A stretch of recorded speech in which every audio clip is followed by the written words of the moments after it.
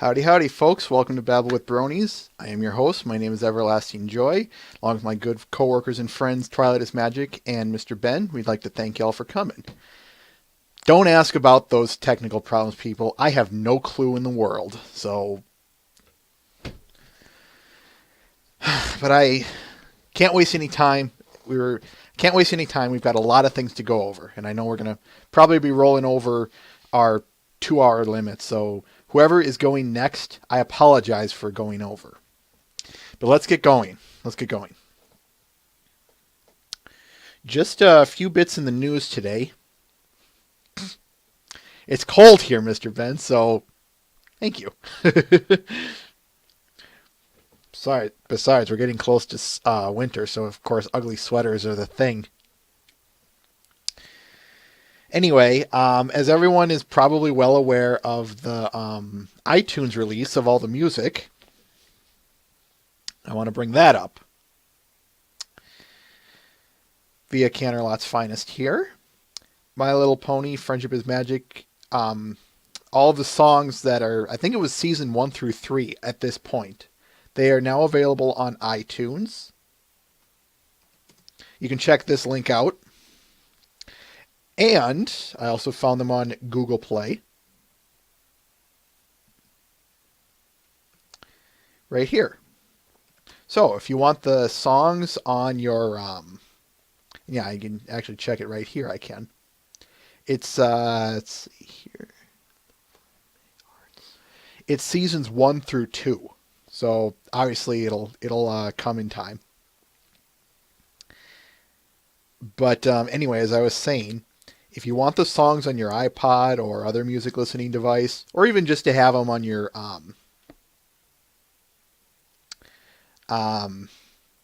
just to have them on your computer, there you go.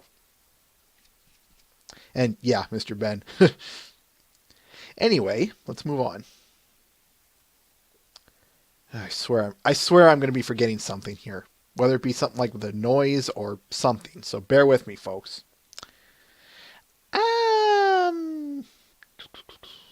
And just in the last bit of news, our usual Brony State stuff. For the week of the, forgot to write it down. That might be it. The 13th and the 14th of December here. Our A movies are Castaway, the Tom Hanks movie, which I highly recommend. You should be here for this one. We have Castaway. Pony 1 is Sisterhood Social. The B movie is War Games. Would you like to play a game? And Pony 2 is Hearthwarming Eve. How appropriate for this time of year. So stop by Friday the 13th at 7 o'clock Eastern Standard Time for our weekly movie night. You can also stop by on Saturday the 14th for our European Encore. That's at 2 o'clock Eastern Standard Time.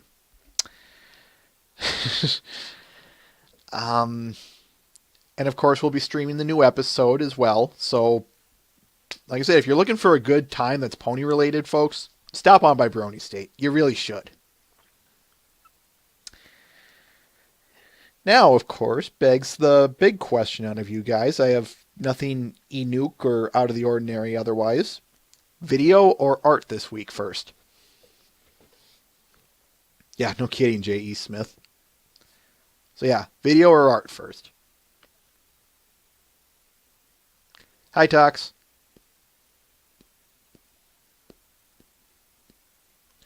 One art, one video, 2 video. We actually have a big collection of videos this week. Let's see, 1, 2, 4 video, 5,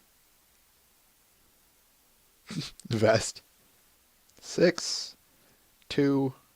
I'm going to call it here, folks. We've got 6 videos, so video first. All of them are song related. And all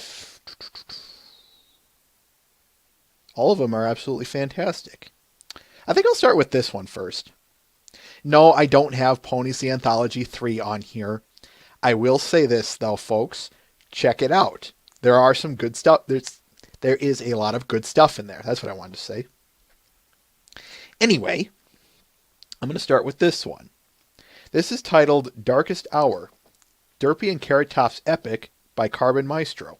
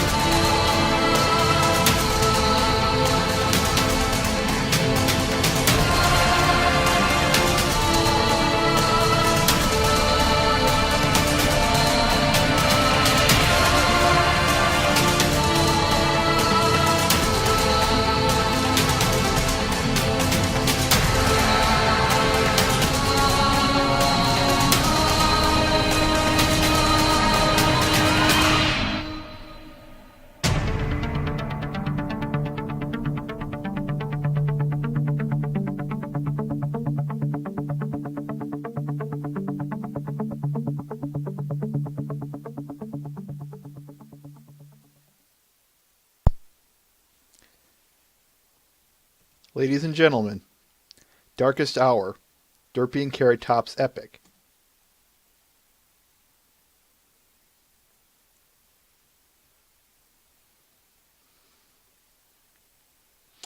All right. Do you want the PMV or the other song first, folks?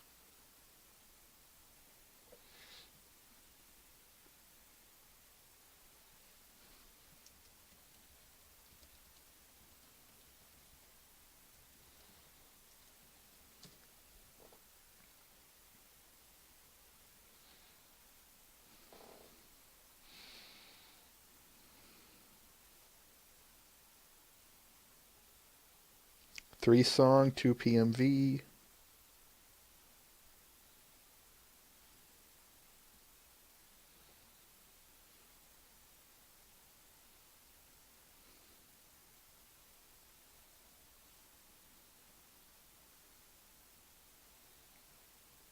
All right, I'm going to call it as PMV here, folks.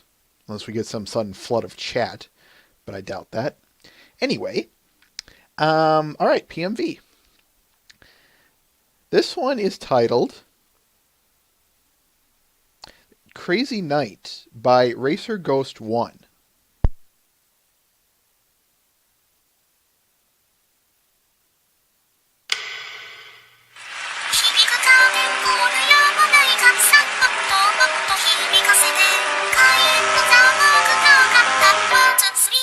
始まるよ。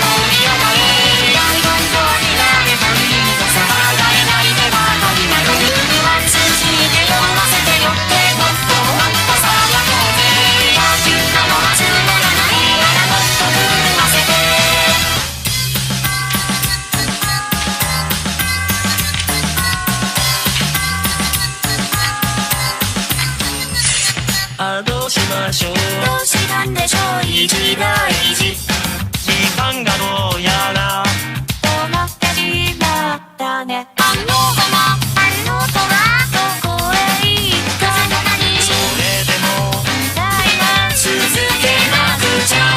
ネズミのケツがないらしい。一も水もどこにも見つからない。探せしないと来るだけ。こっから先は進めない。明かりをつぶる日々。一体誰が何のため続けるスイーツなんてもう経験者をもっともっとこうなればいい。考えたってわからない。またどうか続くだけ。盗まれたのは望まぬシーン。次のページで犯人がわかる。未来のページ。どうやって知った。それができるのも犯人はあなたでしょ。見つけた。クレイジーな人が手を使ってもっともっと盛り上がれ。アイドルと諦めたいのさ。考えないでばかりはそれなの。安心して刻んでページ。もっともっと動画そうぜ。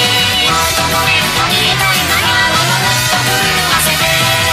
クレイジーな愛してちょうだい。ずっとずっともう見たない。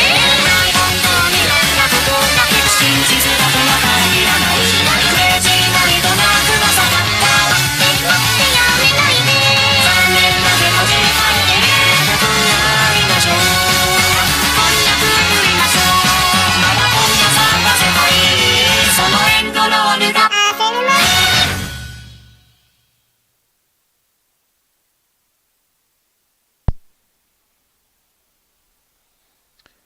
Ladies and gentlemen, Crazy Night by Racer Ghost 1. 1, 2, 3.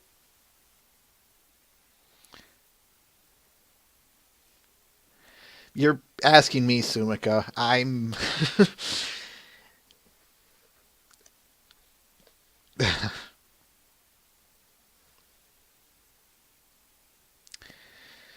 All right. This last one, I can't believe I almost skipped over this one, but it drew me in. It kind of just stuck on me like, I don't know, tree sap. I guess that's the best way of putting it. It was like, I browsed over, but it's like, I want to listen to this one again. This one is Snowdrop's theme, the full orchestral arrangement by Bass Beast JD.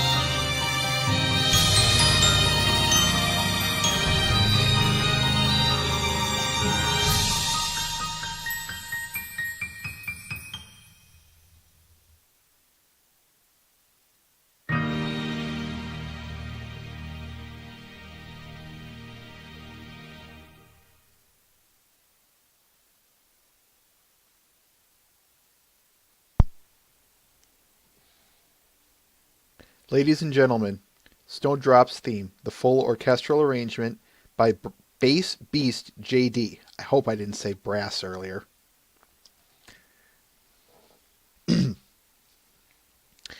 Anyway,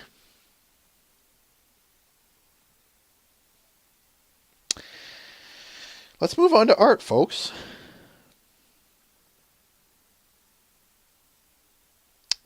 Let's see. I definitely want to start with someone who's here. That much I will say. Why don't, of those, the artists who are here, as in currently here, Citra or Vest, who wants to go first?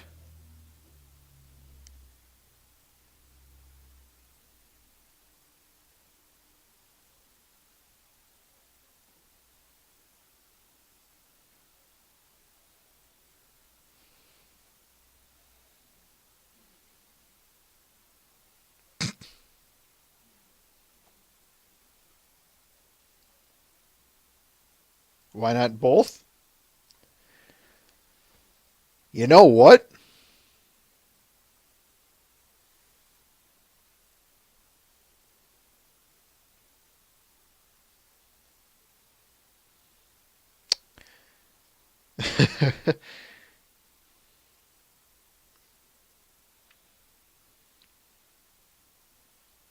All right.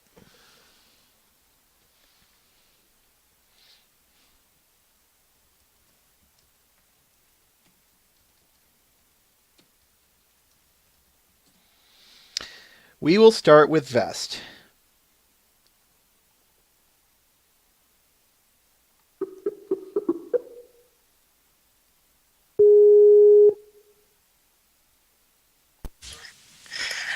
Hello, good sir.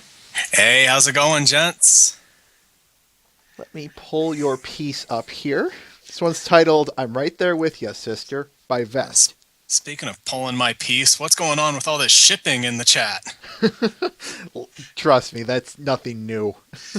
Well, I know the fandom that I'm talking to here, but let's keep it within the characters, people. Jeez, even though I'm sure that all these people are very, very handsome men.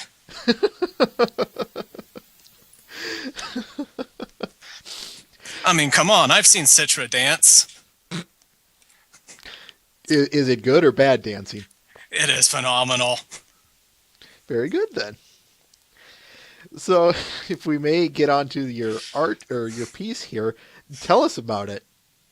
All right, well, this is a piece I was obliged to do ever since everyone decided to spoil the last episode for me, even though I made it very loud and clear that I want to go into this season completely unspoiled. I guess it went through everyone's head of, hey, this episode is going to be so awesome, and Vest is totally going to lose his mind when he sees that Daring Do is going to make a return. Let's just totally tell him about it 3 weeks in advance and blow the surprise. So I was a little bit... I had my hands tied going into the week before the episode, and I knew I had to do something. Like, ZOMG, man, you totally had to check this episode out because it's so right up your alley. I know, and it's like, I know that you would totally lose your mind when you first heard about this and saw it happen. So, tell us about the piece itself. What to you sticks out the most about it? Probably the fact that I got it done at about 4 a.m. Saturday morning. Oof. And Tox was up late with me. He was on Skype, and we were just kind of going back and forth while I was working on this, and he was commenting. He was like, man, you are up late tonight. And it's like, yeah, I kind of got something that I need to get done within, 3 hours from now. Mm-hmm. So tell me, what did you... Have you seen the episode yet, the new one? Of course. What'd you think of it? I'm curious I to might know. have lost my head about it, and whenever somebody says they didn't like it, I totally respect your opinion, but you're wrong. If you don't like this episode, you're wrong. Everything about your face is wrong. There's a SpongeBob line here, but I won't go there. What stuck out the best to me about this piece was I know you might not have intended it, but I love the contrast and gradient you used from the left to right. How you went from a almost a very bright to a very almost I should will say dark in the back. The further right you go, it gets a little bit darker. Yep, that was totally intended. I wanted people to see the volcano in the background, so kind of had to darken everything around it, just so people would understand that that is lava in the foreground. Mm-hmm. Just in case people were looking at it, it's like, why is the water orange? I'm never really sure if my intended rendering effects actually work. I mean, it looks good in my head, but I don't know how it looks to everyone else. Sure, sure. So sometimes you got to exaggerate those features. And the lava itself was a choice, and Toxic Mario actually had a lot of influence on this because he kept driving it into me. He's like, you have to do something with lava in it. So this was the image that was destined to happen at some point, and this is the perfect week to do it. Well, and I'm going to give a, how do I want to put this? I'm going to say it was good on his behalf then to do that, but what do you have to say to that? Well, kind of like the episode that we just saw, realism be damned. I know that she would totally fry if she was in that position, so suspension of disbelief, people. Exactly. Yeah. I mean, you know what else is really hard to believe? That a bunch of grown men would watch this show. So, yeah. Yeah, I mean, really, we need to be talking more about manly things like, I don't know, killing each other or something like that. I was going to go with football, but that escalated rather quickly. Okay, sure. Killing each other, yes. Killing each other and ponies, the two manliest things. Oh, and of course, I owe the fandom a huge apology for you-know-what. For putting that in there. Oh, that. It was 3 a.m, people. My head no work too great. Well, I won't be the one to cast the first stone. I'll tell you that much. You're hours too late for casting the first stone, I'm afraid. Oh, well, just because it might not be the first stone doesn't mean it won't be the 157th or something. You got to go a little bit higher than that. Reddit was a little vicious about it. It wouldn't be at you. It'd be more at whoever decided to start this. But that's another story and another hunting expedition for another day. Yeah, well, if it wasn't for that one jerk who got that thing rolling, I probably would have just stuck with, like generic Jewel or something. Sure. But it was just one of those things where, I don't know, I'm not really following, like memes and stuff as much as I used to back in the days when I was obsessed with them. So sure. I don't know the life status of these things. I thought this thing was still funny, but apparently, according to the fandom, no. I'm just beating a dead scepter here. That's actually a good way of putting it. And for the sake of time, I'll just tell it to you this way. Methinks this is another GAC meme. It's I'm not kidding here. It's gonna wait. When did GAC become passé? Jeez, I think I've been spending. I got 3 images in the works now, and I've got to throw them all out because GAC is dead. I know what's funny. If you actually made something concerning GAC, I would laugh. I'd not only show that and laugh, but you'd probably hear me laughing. Why? I can understand someone making a GAC pony, but to someone to have just some GAC related thing from, I don't know, from you of all people, and you're drawing. Man, don't get me tempted. You're coloring comic book pages that go on shelves, and you're making these amazing pony things. Why should you just stop and start drawing some GAC tub and just here's some GAC, people. Here's a picture of GAC. Enjoy. I don't know. I guess there's some niggling thought in the back of my mind that maybe Andy Price already beat me to it. He seems on top of these things. I don't want to trudge in his territory. Oh, definitely. So any last words, Vest, before we move on? I apologize again for the Twilight Scepter. All right. I'm just kidding. I apologize for literally nothing. All right, then. Well, thank you very much for coming on air, Vest. It was a gas, good buddy. And thank you for your piece here. I'm right there with you, sister.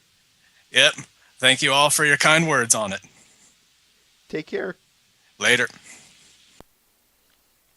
Ladies and gentlemen, I'm right there with you, sister, by Vest.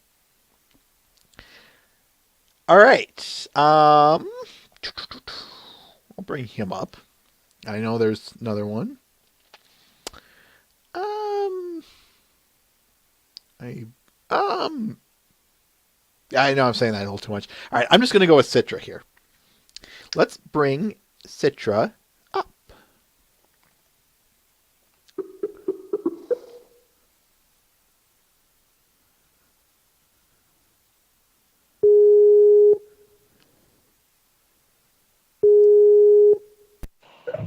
Good. Citra?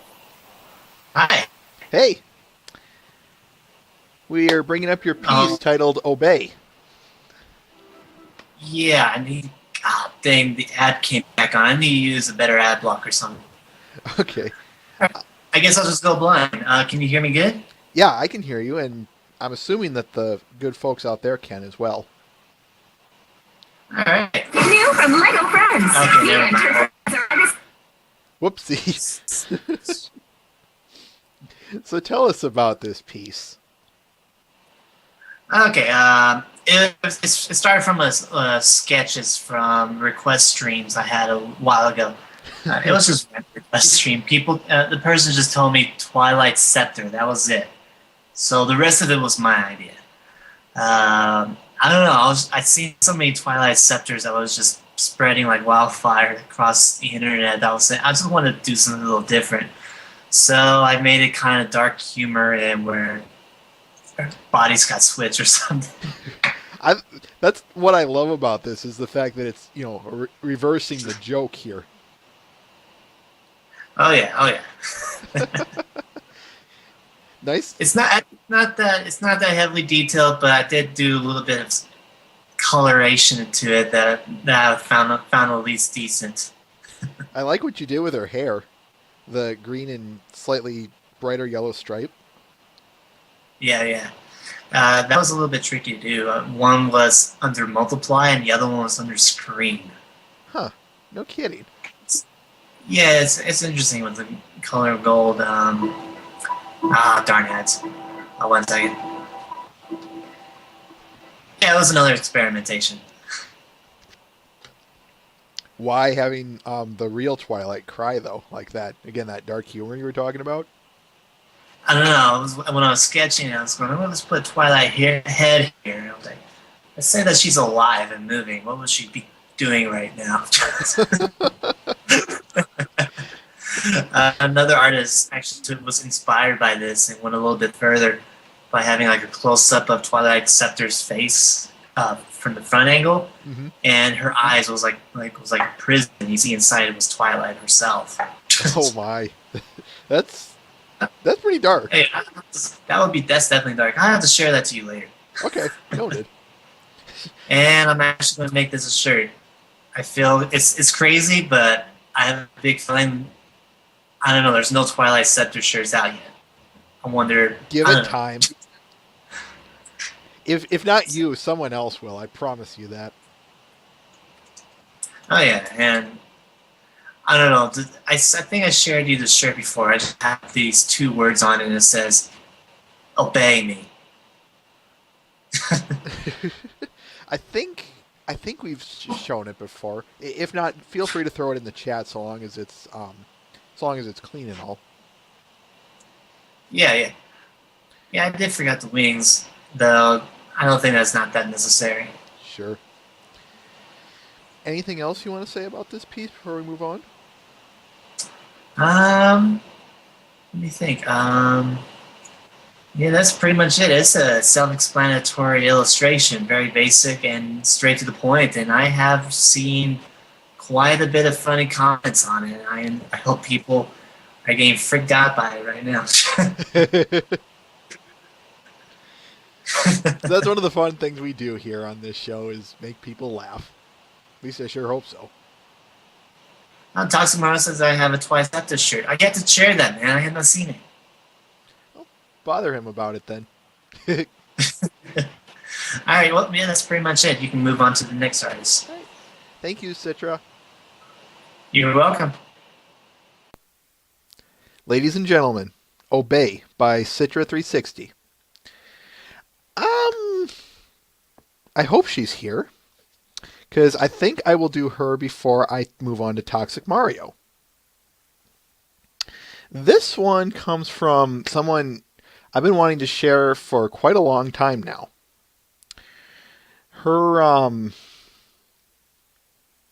She doesn't draw many ponies, surprisingly, or at least that I saw after the interview.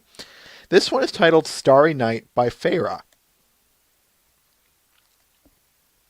And I will check to make sure she is here.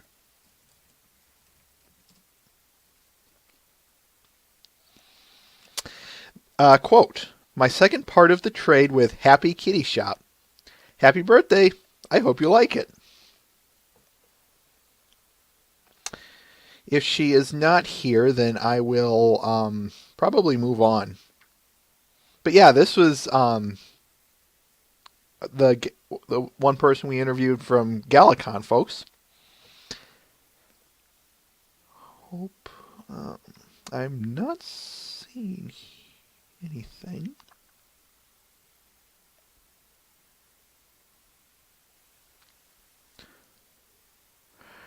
But I'll pretend that she is here, but maybe just not wanting to participate or something. Anyway, yeah, this is very much in her style, and I love her style. It's very, very round, very pretty, very bright. All the stuff that I love from pony artists. You can't go wrong with this, folks.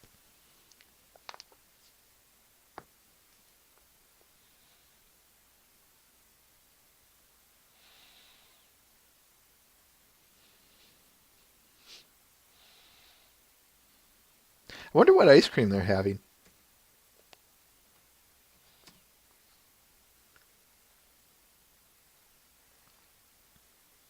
We'll come back to it if she responds.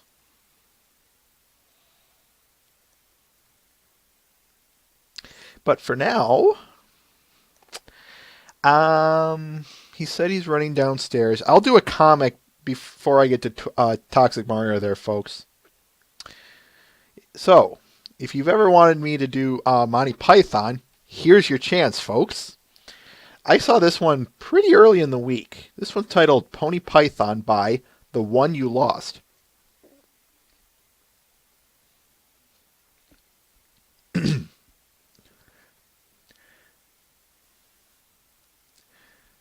Yeah, I love the way he set this up. Nice and easy on our viewing window.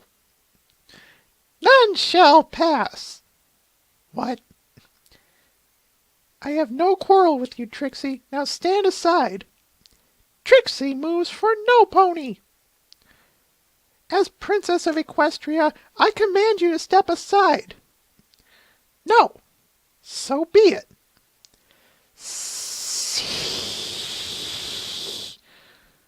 Yeah, ha ha ha ha ha. I'm not going there, folks.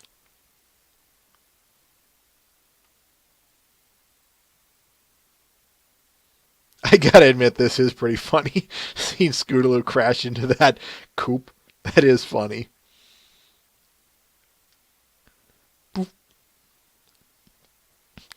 Now stand aside, worthy adversary. 'Tis but a scratch. A scratch? Your horn is gone. No, it isn't? No, it isn't? Well, what's that then? It's a horn! Come on, you pansy! Poof. Victory is mine. Dear Princess Celestia, today I learned... Miss. Koopaloo. Trixie, you have no magic left. Just a minor setback. What are you going to do? Honk at me? Chicken! Chicken! What?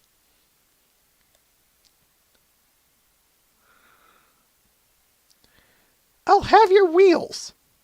Poof. The great and powerful Trixie is invincible! The great and powerful Trixie is a loony. Trixie always wins. Come on, then. Shh. Poof. All right, Trixie. We'll call it a draw. Come, Spike. Running away, eh? Come back here. Trixie will pick your legs off.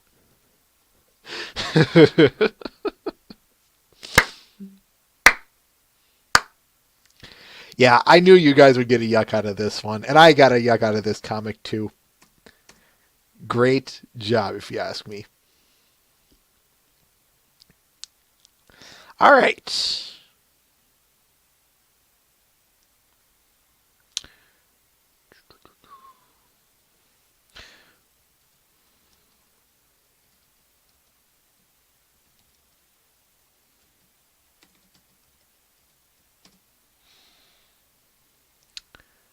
There he is. All right. And last on our list of callers.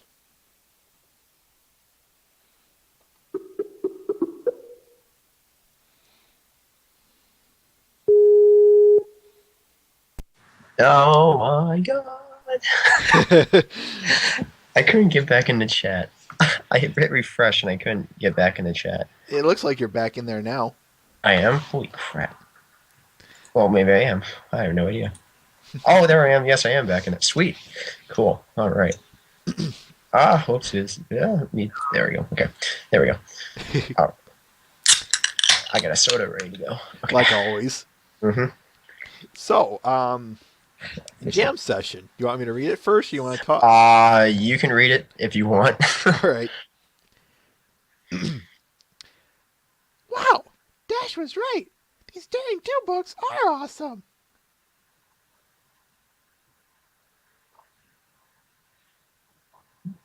Yeah.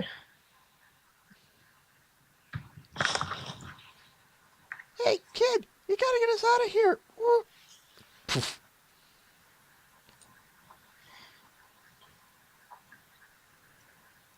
I gotta lay off the Zap Apple Jam. That was a cute one. For me, it's quite a disastrous comic. I'm not gonna lie. How so? I predicted the episode completely wrong. I screwed up the cut. I don't know. Actually, I'm not gonna. It doesn't really matter because people have seen the episode. It's not really a spoiler, but it's like there's a clip at the hub shows at the end of all the episodes lately where there's like, oh hey, episodes out of the hub, and they go through like the comic book scene where they're actually getting sucked into a comic book or a book on the floor, and that's what I thought was this comic. That's what I thought this episode was about. Then getting sucked into a fictional verse, and I thought it was two versions, but I somehow screwed up the I screwed up the episode, which is really comical how bad I did that. Doesn't mean it isn't interesting. It's an interesting comic. I've been getting a lot of interesting replies to it.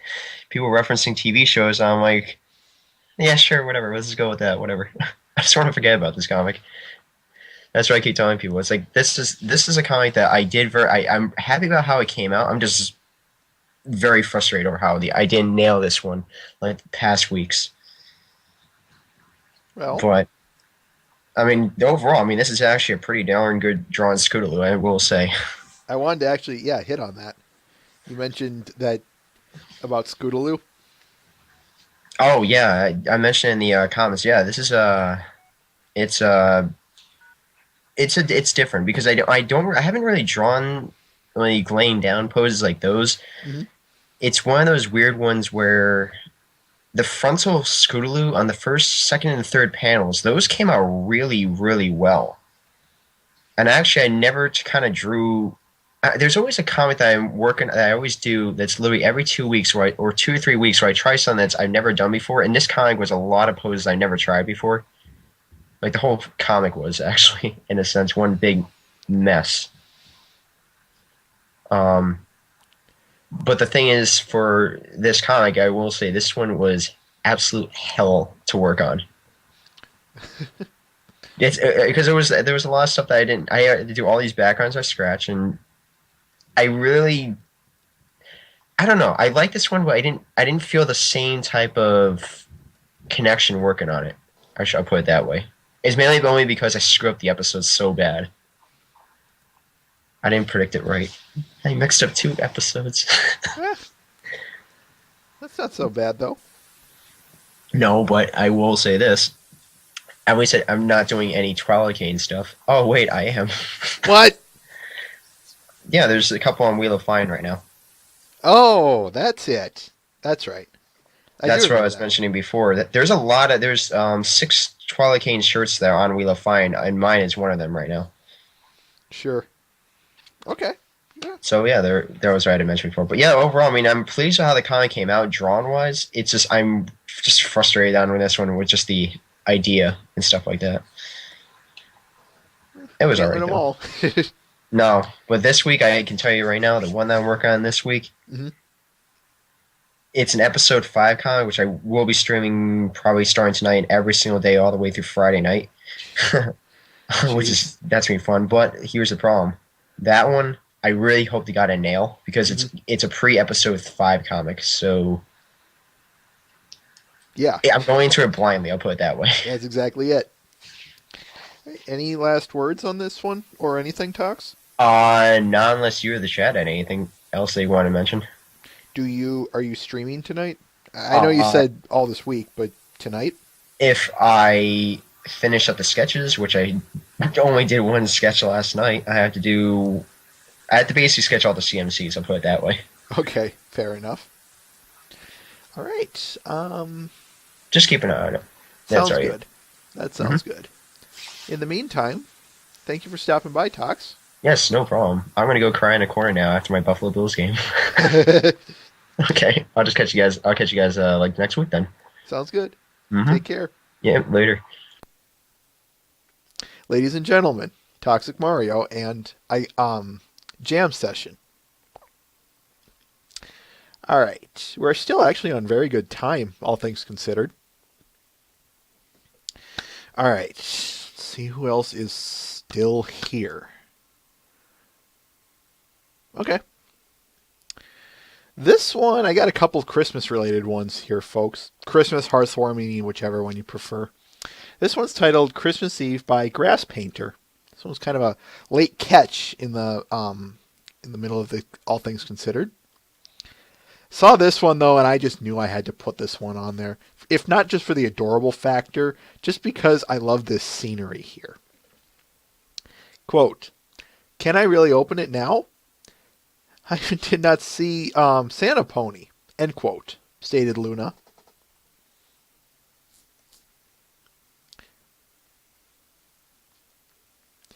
I love this form. I really do like your form here, Grass Painter. It's really pretty.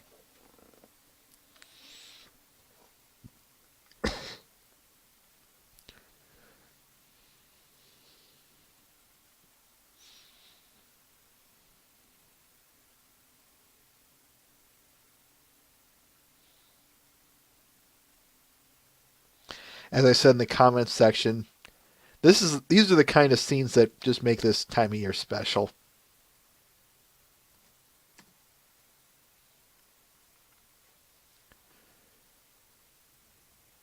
Right.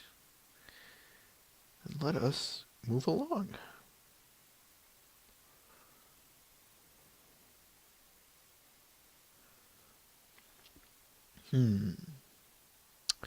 Oh, you guys probably saw this one early in the week, but I just have to show it. I know I saw it here earlier.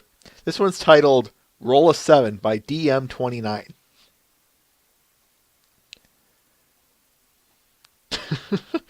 Yeah, if you've seen the comics, this one's going to make a lot more sense. But even if you haven't, I still find this one hilarious. Quote, "While Twilight figures out what it holds, Shining Armor puts that mysterious box into good use. Anyone who doesn't see the Season 4 lockbox as an oversized D14 must not be as crazy as I am." End quote. Do I really need to say much about this one, folks?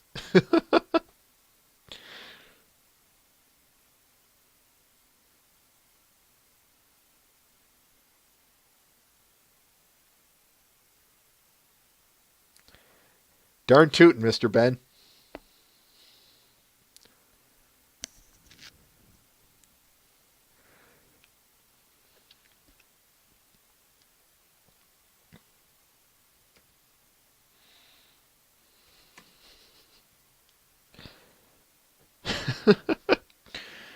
Take care, Dark 92.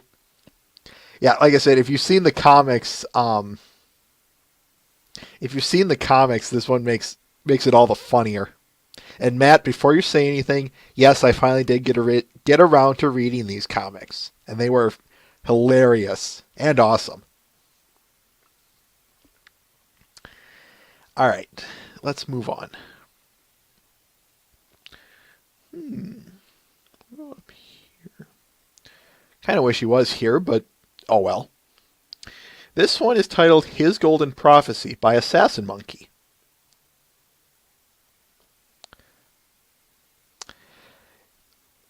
This one I knew I just had to put this one in here when I saw it immediately. Ignore the fact that Assassin Monkey's a regular, folks, but what's really great about this one is anyone who knows, or I don't think I've actually told anyone this yet, but Aoi Zodel, I loved his depiction in the last episode. I'll kind of get there when we get there, but the big reason I liked it was because he wasn't some Bond villain. Don't get me wrong, that was funny, but he wasn't joking around last episode. He was angry, and it was awesome. So imagine seeing this movie poster. It just fell under, oh, I got to put this one in here. And yes, that is a big compliment there, Assassin Monkey.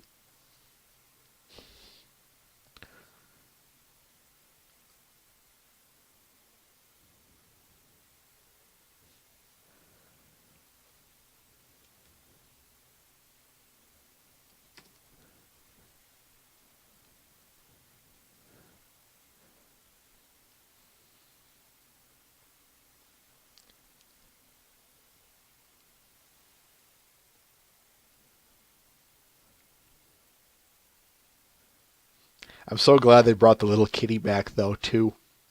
Because, little kitty.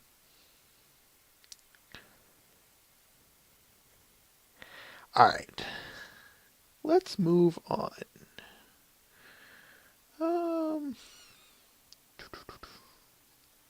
Okay, let's get this one in. This one is titled "'Tis a Lie, The Seasons" by iJab.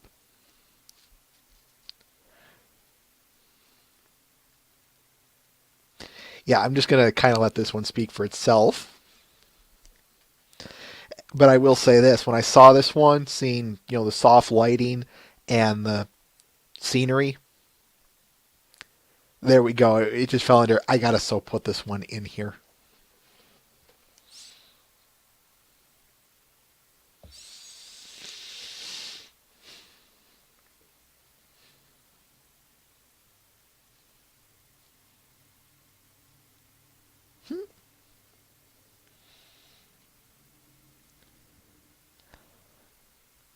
I like the big eyes here. Really cute. Now that I look at it.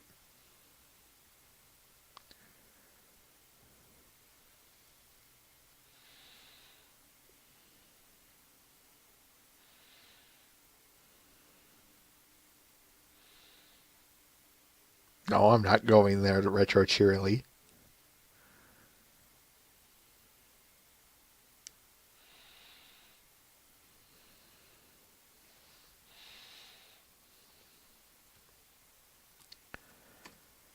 All right, let us move on.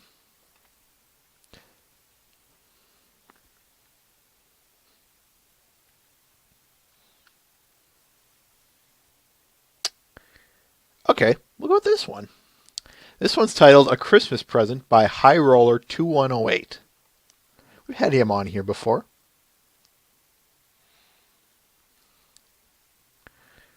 Let's see.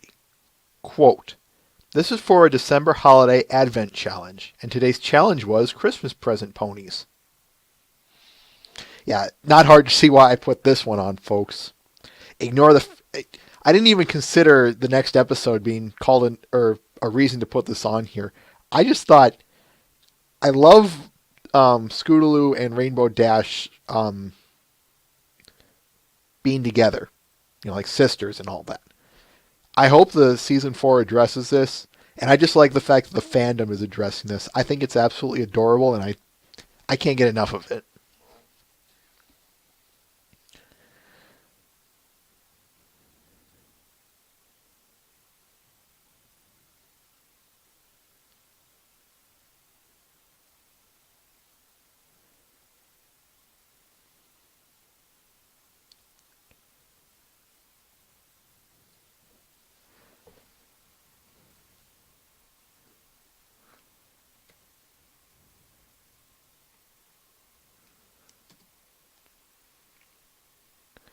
Let's go on.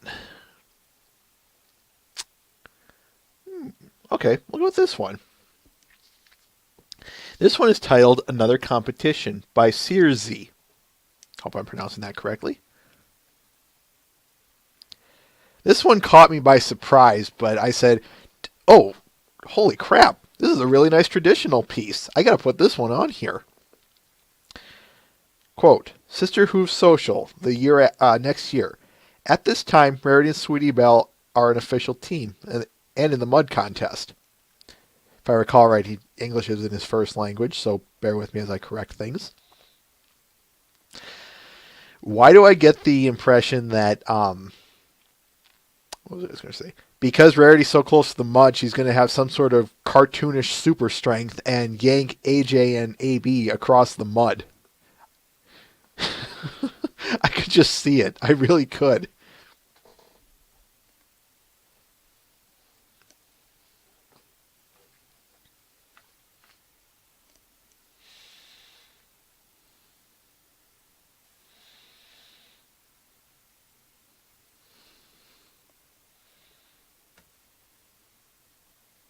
One thing I want to note, the form he made with these ponies is very well done. I absolutely... You nailed the form. That's what I'm trying to say, Searzy. Keep it up.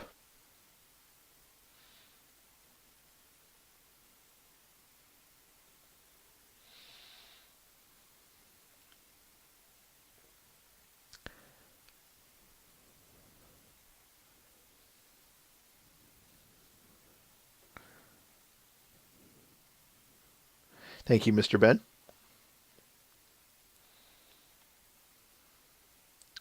All right. Let's move on. Ooh, here's one. This one I saw about midweek, and I pounced on it like a cat. Well, like a cat. This one's titled Crystal Rarity Custom Plush by Naz Goreng. We've had her on here before. Yeah, I'm just going to kind of let this one speak for itself because it's that good.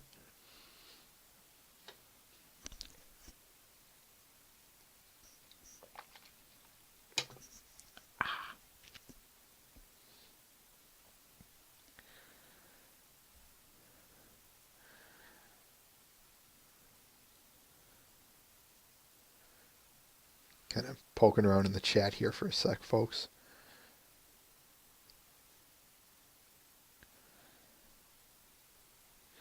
It is for sale. I checked, it's still on sale. I think it ends on Tuesday of this week. But if you want to place your bids, you can find it in the description. I don't know how much it's gone for, but I did check on it to make sure that it's within the time limit. So like I said, yes, it is for sale. If you want it, you have the chance to bid or even buy, I think, on it.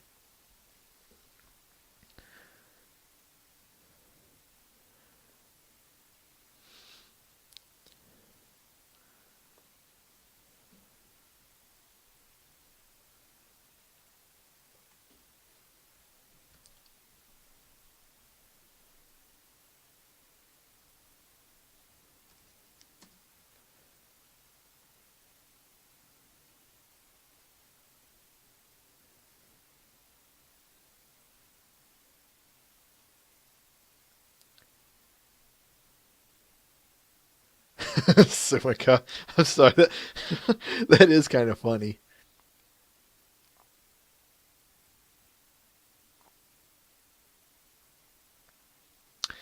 All right.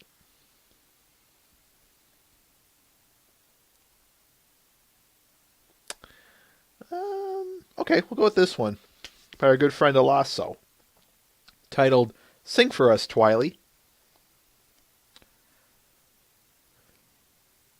Yeah, I figured it would be up there, but in my humble opinion, it's well worth it, Matt. I saw this one and I just said, I gotta put this one on here. It's really cute. It's very fun. It's very Alasso, and I love that good stuff. Do I really need to say much about this, folks? But huh. He definitely does have an interesting anthropomorphized design, Mr. Ben. Definitely. I would definitely have to agree with you on that one. But what's fun about this is the fact that I saw someone in here. Whatever.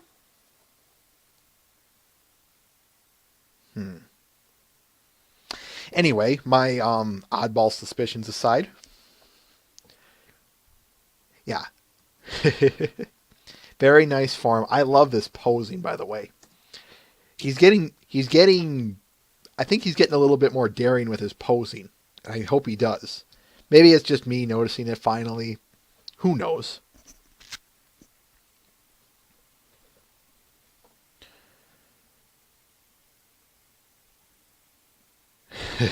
Matt.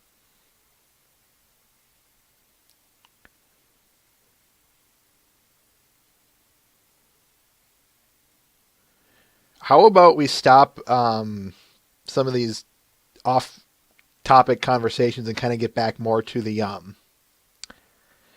stuff at hand, folks.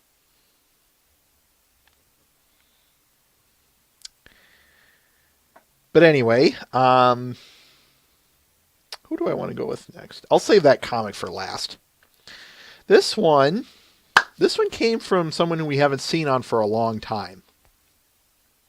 But it's been a long time coming. This one's titled A Little Trip by Christelle. Or Critzel, I'm sorry. Lug, lug, lug.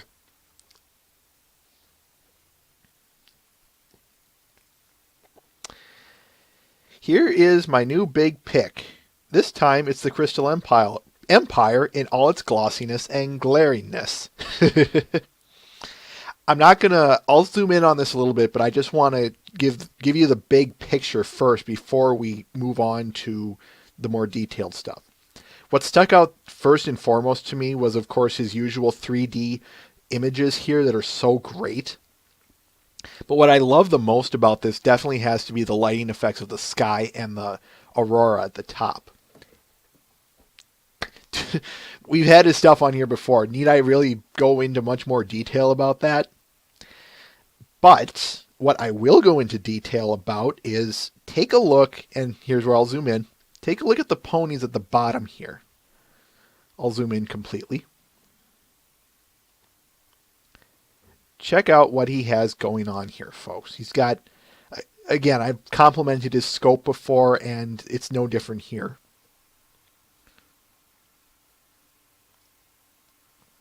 Yeah, you can see Pinky there.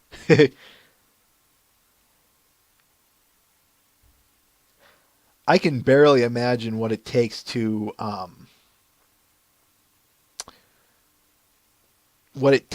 get all of this together. Yeah, sure, I can. Twilight is magic. But trying to put all of this together, it's just mind-boggling.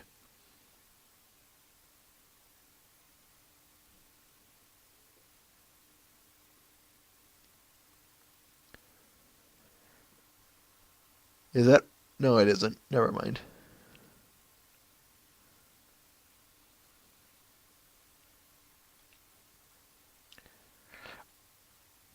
All right, I will move to the top left as per you requested. Twilight is magic. What did you just want to see it?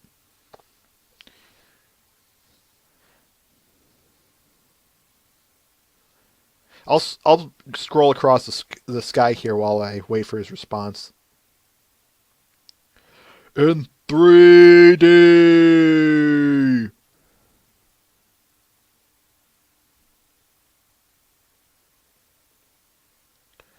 Oh, well, what of the lamppost then?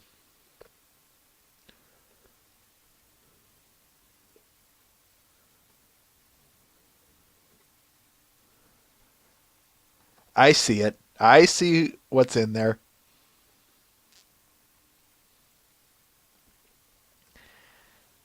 All right.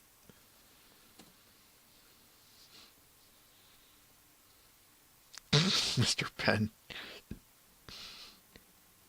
I need a monster that can claw that there Kirby.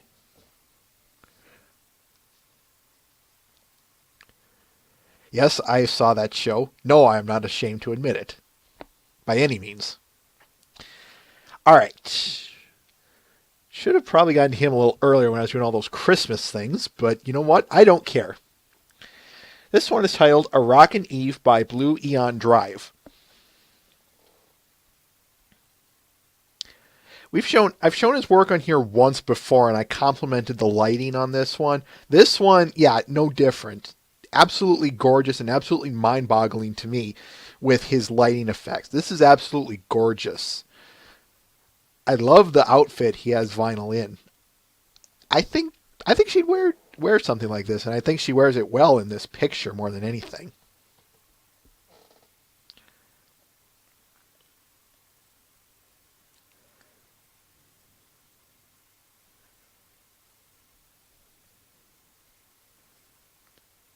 I think I commented with him something akin to, we are,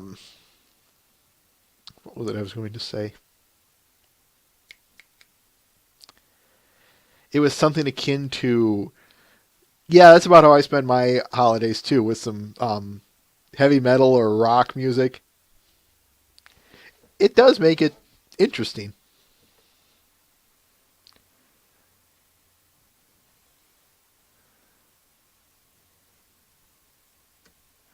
And he agreed with me, if I recall correctly.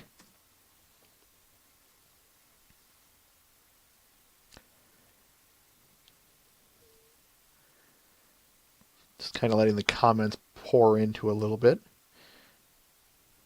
So yeah, about 4 minutes. We're actually about 4 minutes over, all things considered, from when we started.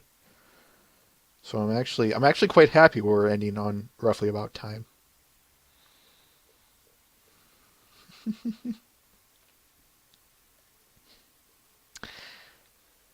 All right, we are going to move on then. Oh wait, yeah, we got one more comic left.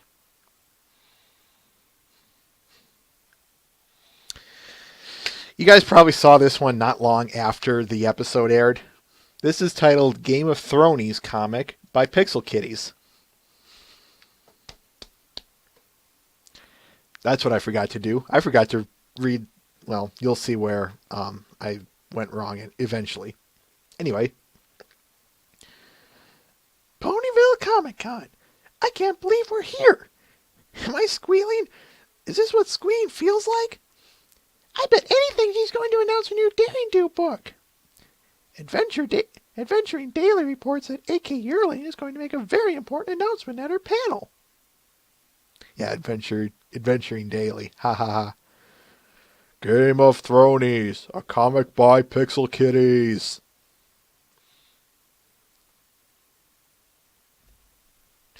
Forgive me for getting A.K. Yearling's voice wrong, folks. As in, worse than they already are.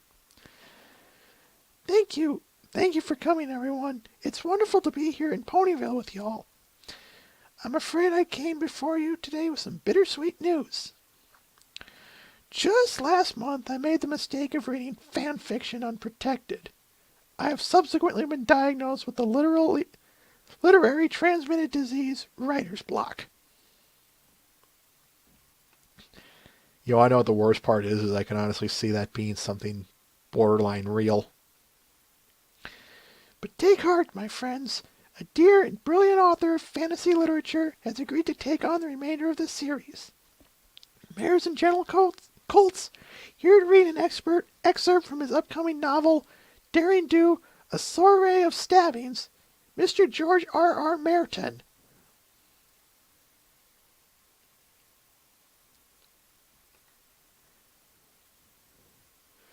Ahem. Chapter XXXXXXVI, which would put that at 66, page 17,946. The Red Gala.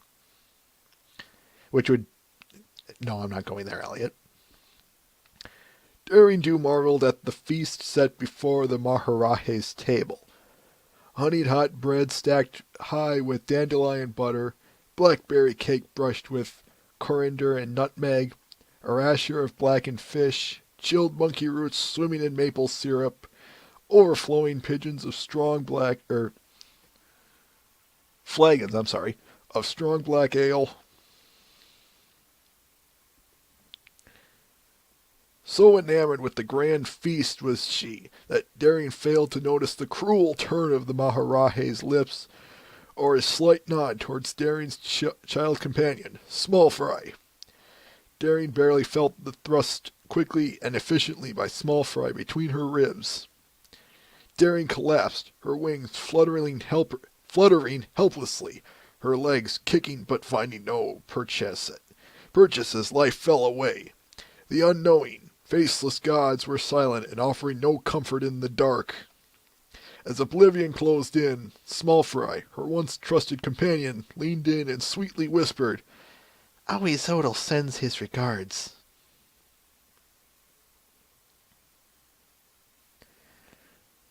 Well, there you have it. I'll take my payments now. Half in bits, half in the sweet tears of fans served with capers and wild mushrooms, burned black.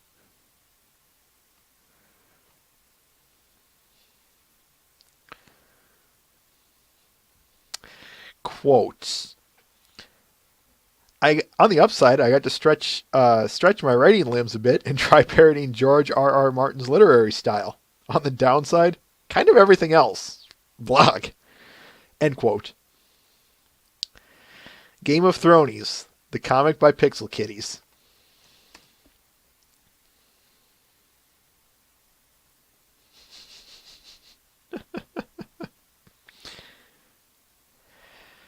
All right. It's discussion time, folks.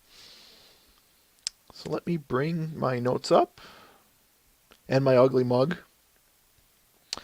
We have Charlotte Fullerton, M.A. Larson, Dave Polsky, and Meriwether Williams to finish up on, folks. So who do you want to start with?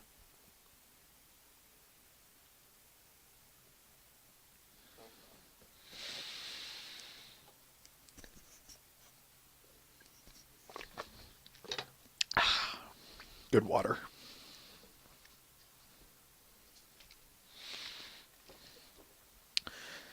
I got one for Fullerton.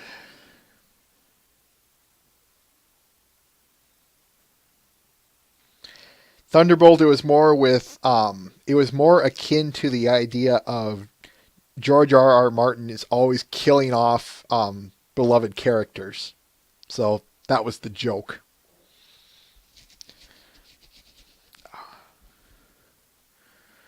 I got three for, let's see. 1, 2, 3 for Fullerton, 1 for Polsky.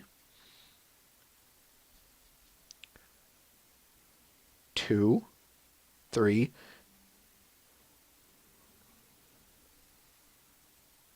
Later, Rainbow Crash.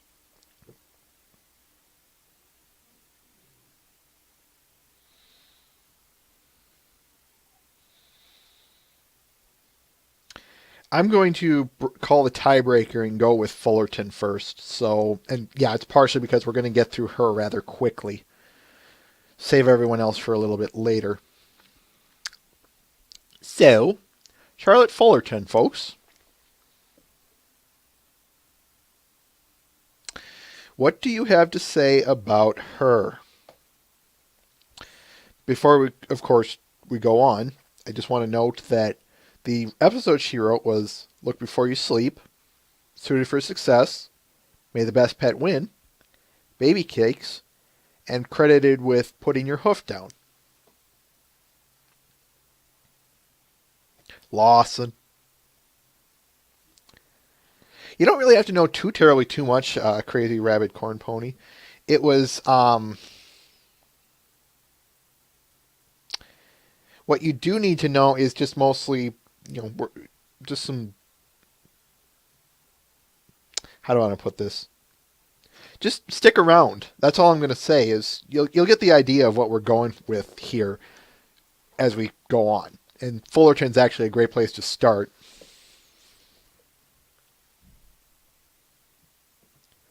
That's actually an interesting point, Iwa, because yeah, look at her episode repertoire. That's actually a very good point.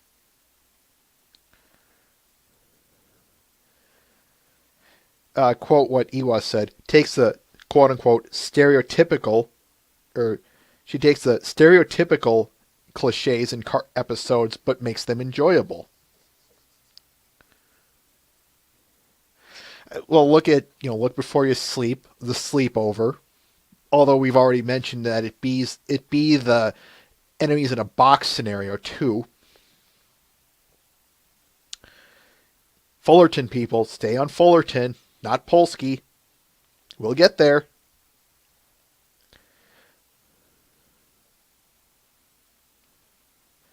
Yeah, Matt the Shadowman, because I haven't seen an episode of Ben 10.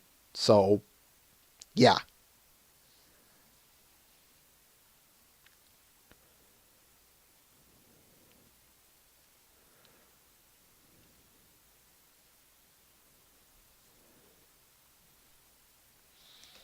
Yeah. Look at, let me step back a little bit, folks. Those 2 season 1 episodes that I mentioned, do you guys remember where I put them in my top 10s?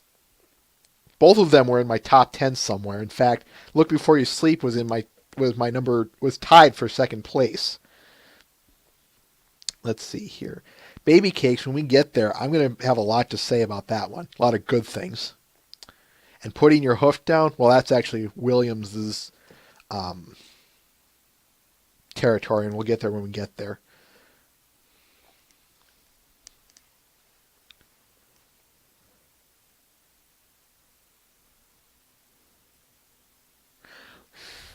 Something I want to note.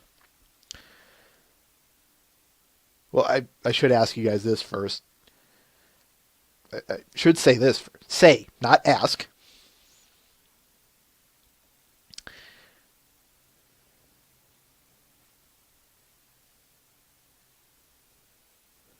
Mustn't have put that in there first. I would definitely say, a character-driven writer. She does good stories, but she definitely has a lot of character moments. Especially, take a look at some of these episodes again. Suited for Success, May the Best Pet Win, Baby Cakes, and Putting Your... Well, I won't even say that. I keep saying that. I'm sorry. What do a lot of these episodes have in common? At some point, one of her characters, at least one of them, seems to really break down. Look at, Suited for Success and Rarity. Look at May the Best Pet Win and Rainbow Dash. She was broken to tears at the end of it. Definitely.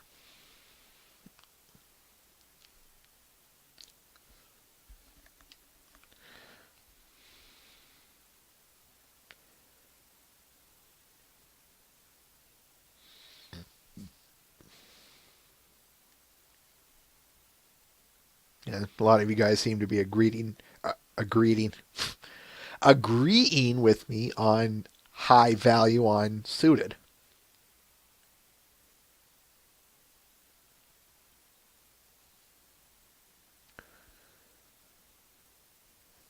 One other thing I want to note is a lot of her.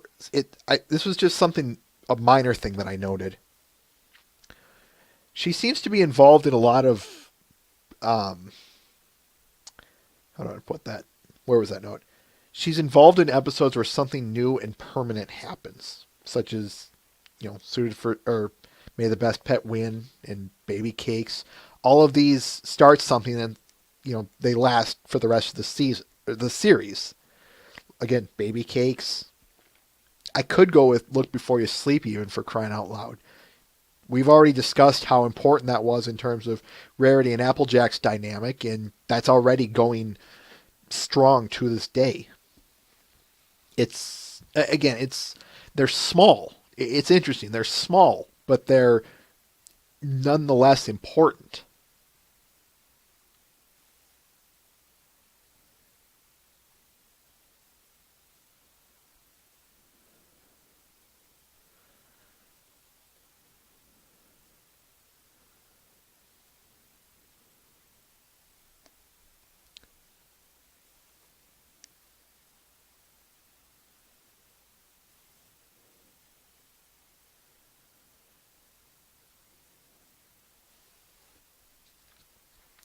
Anything else you guys want to say about Charlotte Fullerton?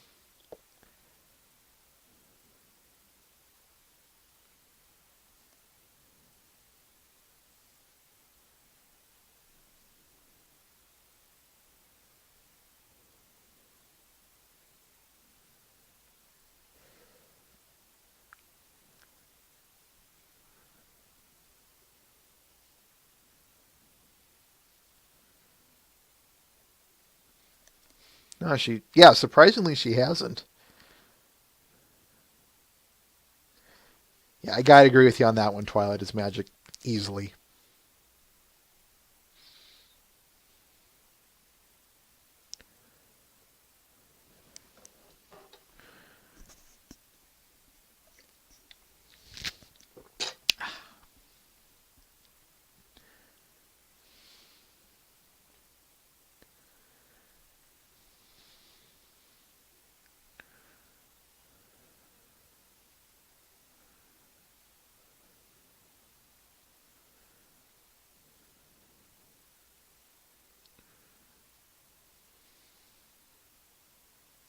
One wonders if she's going to be writing this episode. Or this season. I didn't catch if she would.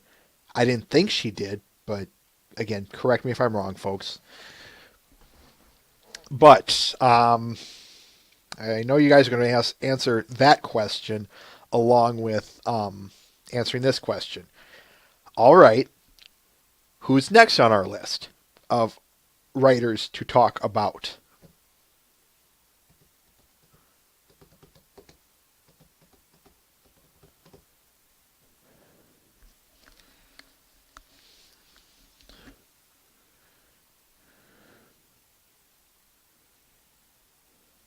All right, one for Polsky.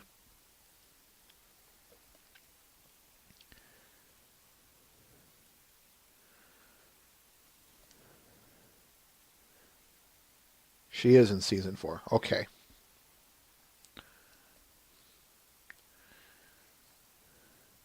Two for Polsky. One for Larson.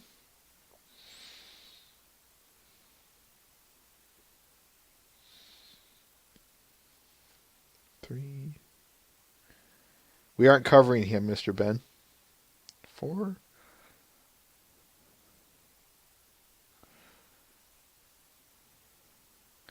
Yeah, I think it's fairly safe to call. All right. Let's get on with Dave Polsky, folks. This one is going to be a bloodbath. So, Tim, Mr. Ben, straighten up in every sense of that word, of those words. All right, Polsky, what do you guys have to say about him?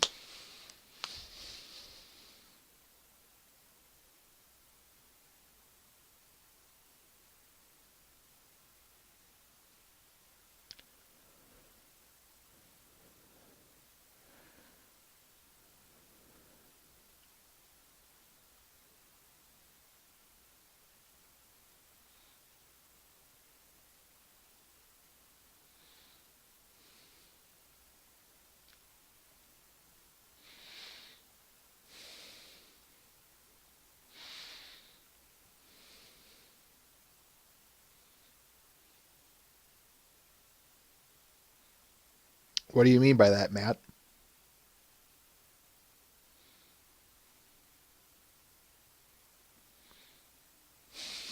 Yeah, I'm right there with you, Twilight is Magic.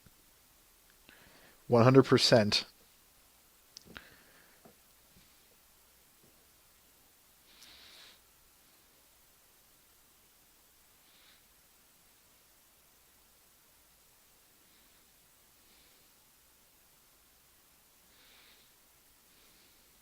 I should mention, yeah, the episodes. I'm sorry. He's done Feeling Pinky Keen, Over a Barrel, Too Many Pinkie Pies, Keep Calm and Flutter On, Games Ponies Play, and was credited for Spike at Your Service. But we're not interested in those credited for.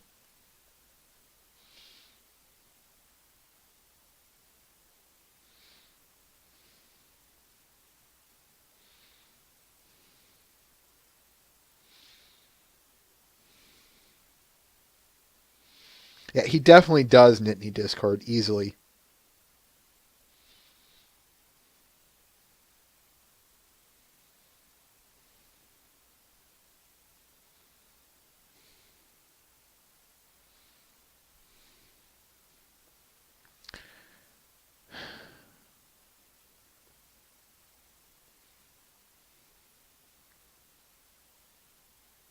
For those of you who are wondering in what's going on, stop asking, okay? We're talking about the writing staff. We're picking up from where we left off earlier. We are covering, as I said earlier, if you were paying attention, Charlotte Fullerton, Meriwether Williams, Dave Polsky, and M.A. Larson today. What I'm doing is giving people the chance to vote and say, let's talk about so-and-so next, and then let's talk about this person next. So stop asking, okay?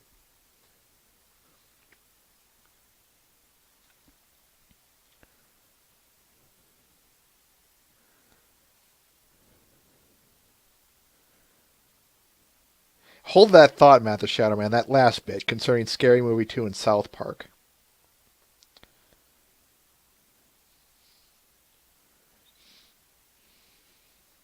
For all of this controversy people keep bringing up about all his morals, I'm sorry, I just have to...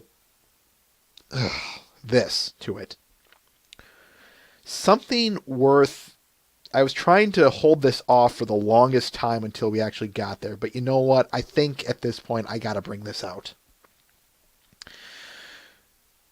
When Too Many Pinkie Pies aired, folks, there was of course, everyone knows about that stupid genocide comment, or that genocide argument people were bringing up. And by the way, I'm surprised no one brought up animal abuse concerning the last one, considering, Daring Do punches cats. But I'm getting ahead of myself and I'm a little irritated now. Where was I? Oh yeah. As everyone knows, like I said, all of that controversy concerning that genocide comment. And this can be expanded to a lot of other things here. What was it I was going to say? Oh yeah. I was browsing the EQD comments section. And someone in there, I didn't dig it up, put it best this way.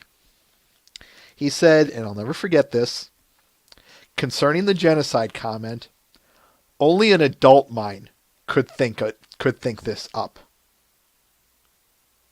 I want to say that again. Only an adult mind could think this up.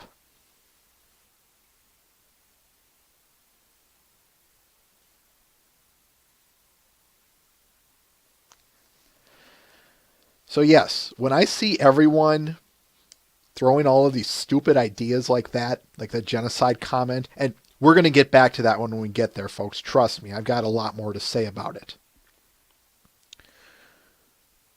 When I see people bringing this stuff up, I can't help but just laugh at it for various reasons. And one of them definitely has to be the fact that this is a kid's show, folks.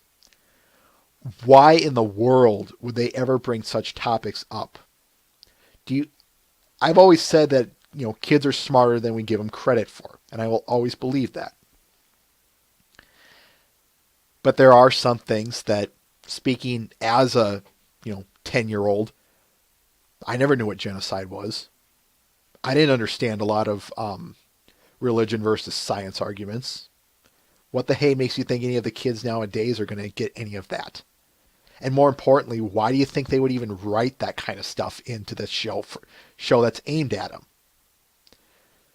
So then it begs this question of, if they're not going to understand it, why would you put it in there?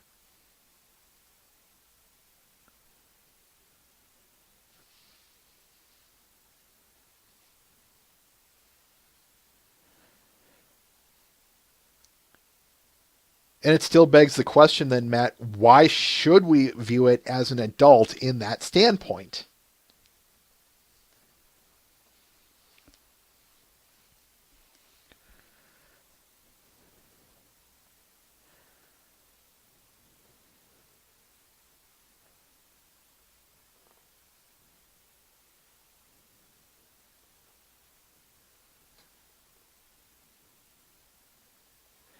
Why in the name of all things bright and beautiful should we view these with adult topics, adult ideas, adult themes?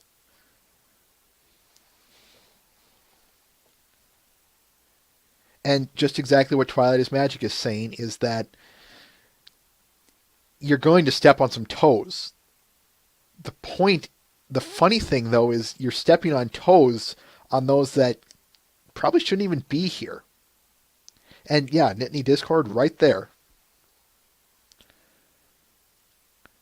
So yes, like I said, everyone, we addressed the science versus religion topic in Feeling Pinky Keen. If you want my opinion on that, go back to that episode on BwB, because I'm not going there again. I brought up the whole racism thing on Over a Barrel. I just partially brought up the genocide comment. I could go on and on with, like I said, I even made one up concerning the animal abuse. So, yes, if you're wondering, I am fuming a little bit.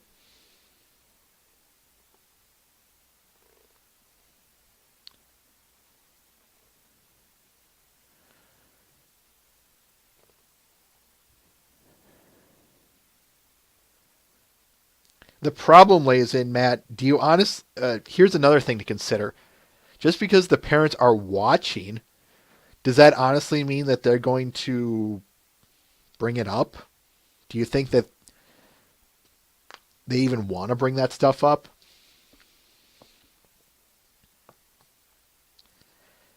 And even if they do, and?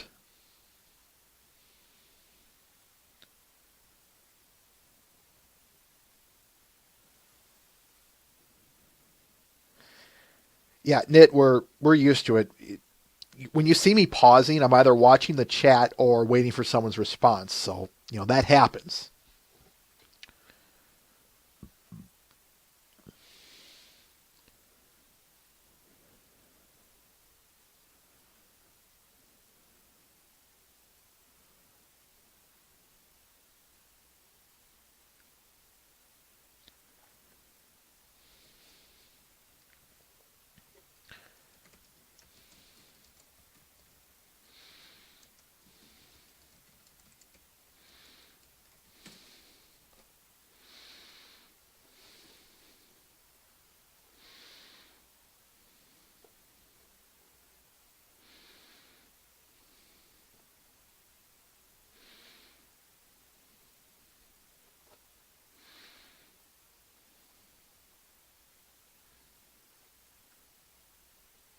Not that I'm aware of, Thunderbolt.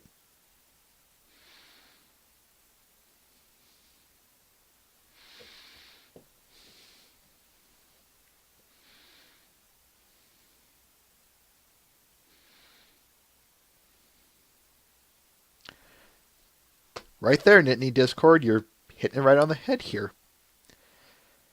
This begs another question that, how do I want to put this?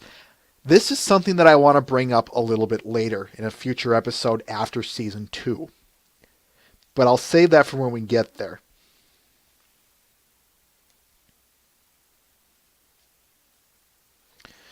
What you brought up first there.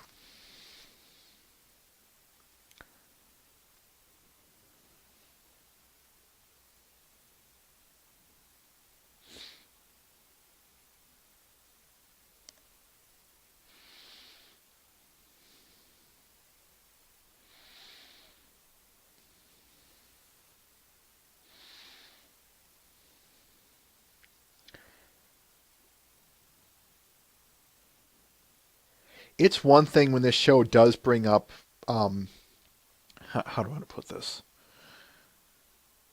We've mentioned on here before several times that a lot of morals brought up in here are just as applicable to kids as they are adults. And that certainly holds true. I will still defend that happily. But there's a fine line between morals that are for both kids and adults, morals that are for kids, or at least apply better to kids, and morals that apply more to adults. That's something else to consider.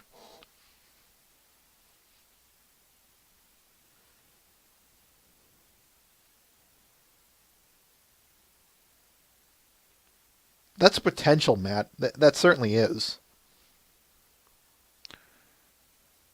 That kind of leads into his point there, Twilight is magic, or at least that's the what begins his argument. Back up. His argument begins your statement. That's what I'm trying to say.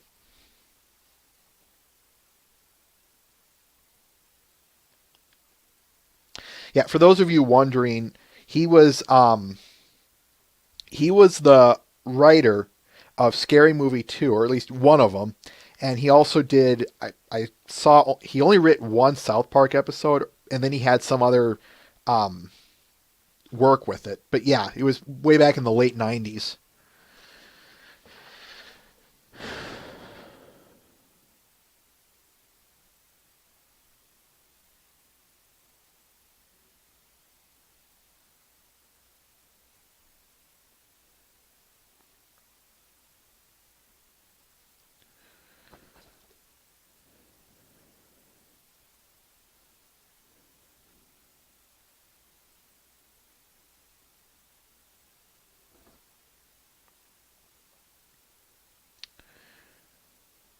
Save the episode discussions for when we actually get there, folks, because we'll get there.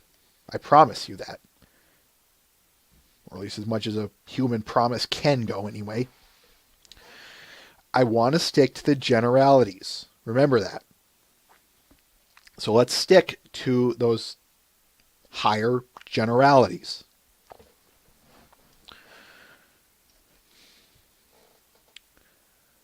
What are some things you want to tell me about his episodes as a generality? Like themes you've seen, things you've noticed.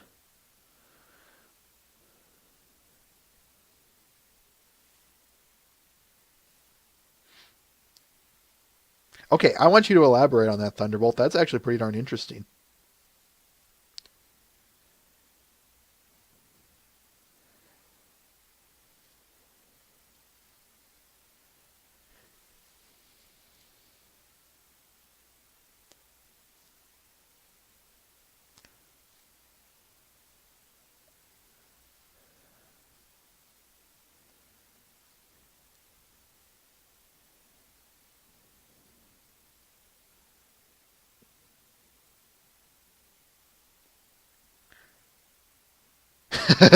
I like the way you put that, Twilight is magic.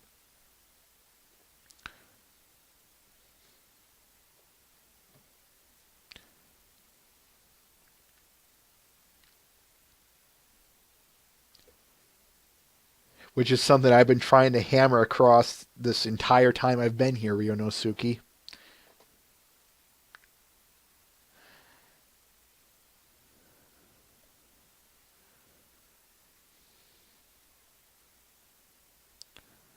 Yeah, definitely. The one theme I've noticed you guys are pointing it out and have already pointed it out is the fact that he's very slapsticky, he's very physical humor.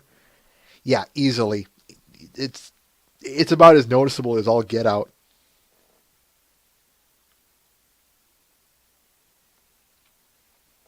Okay, fair enough. I see where he's going there.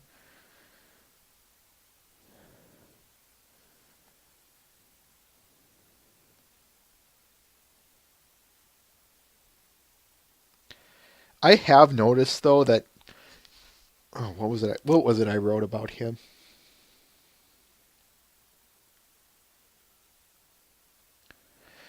A lot of people certainly do note Hang on, I'm just watching some of these.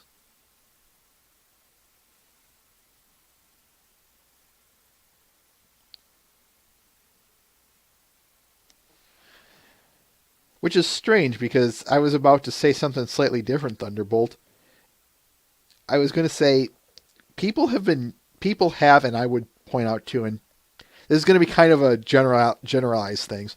A lot of his later work seems to have been toned down, I would say, in terms of the slapstick, and replaced more with some actually surprisingly good character development.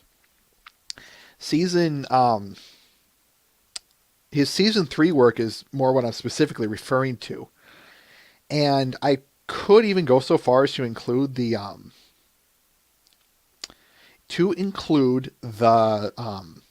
his season 4 episode, his latest episode. But what do I mean by this? People have noticed in Too Many Pinkie Pies, they said something akin to the moments with towards the end before the paint drying test that they've noticed that was actually a surprisingly deep moment. I would agree with that. Keep calm and flutter on. We'll get there when we get there. Season 4 here. I think this episode is more fun, dumb slapstick. But yeah, we'll see the fruits of that when we get there. But that'll be something, when we get there in the future.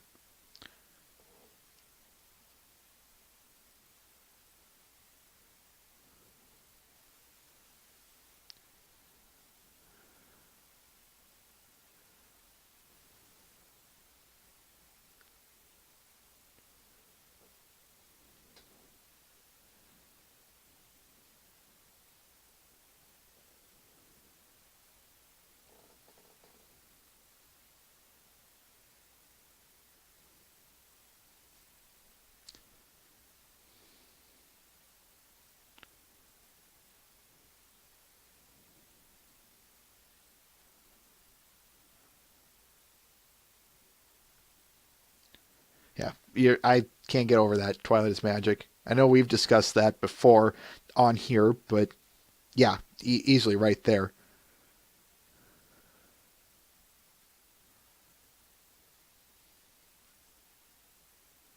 Take care, noob pony.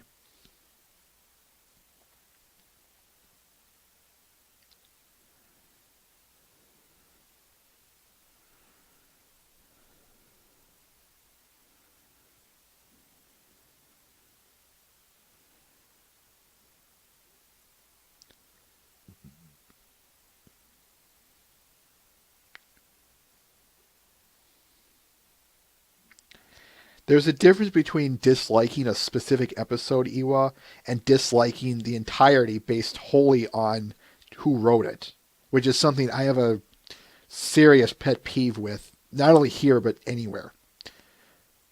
So that was the point that we were trying to make.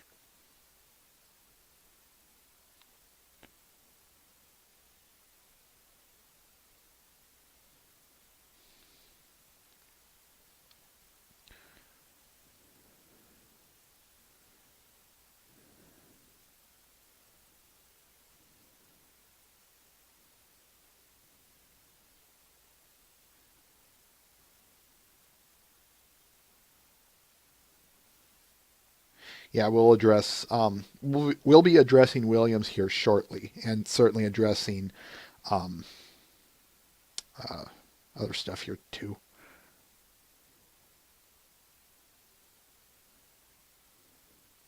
No, certainly not, Mr. Ben. Certainly not. I mean, look at putting your hoof down.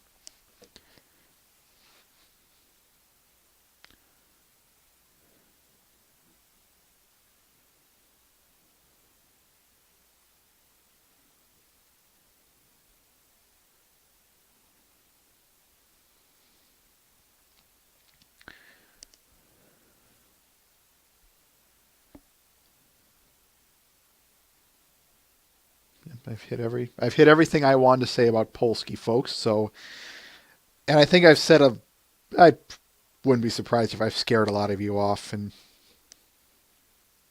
for that I'm sorry.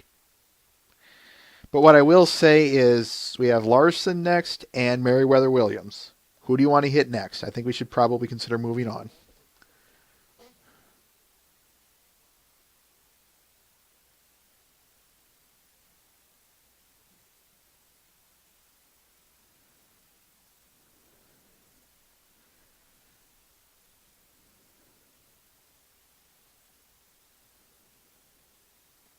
Two for Williams, 3, 4, 5. Okay, I think it's. I'm just going to call it right now, folks. Meriwether Williams. What do you have to say about her?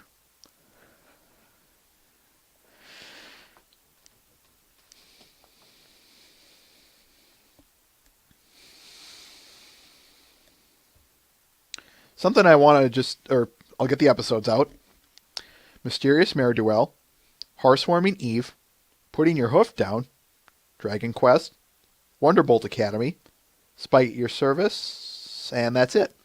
She'll also be in season 4. That I do know. That I do know.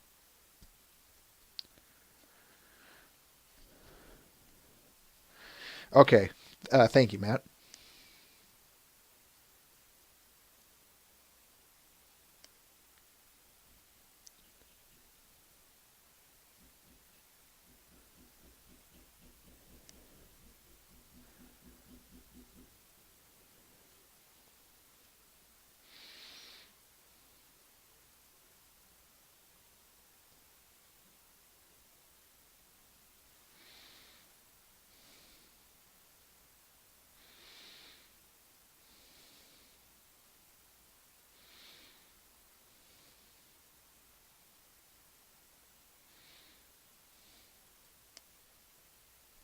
What's interesting, Twilight is Magic, is I put that. You remember how I said way back when we did Rogers that she does both good.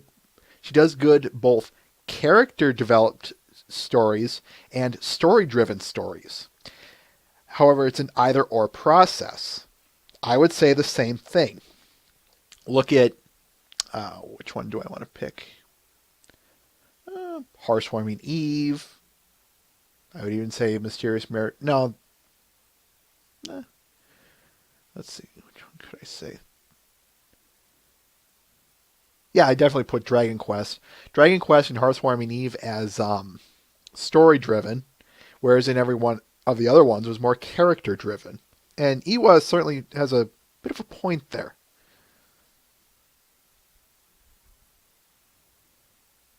Okay, I see what you mean there. Yeah, I definitely have to kind of agree with Iwa there.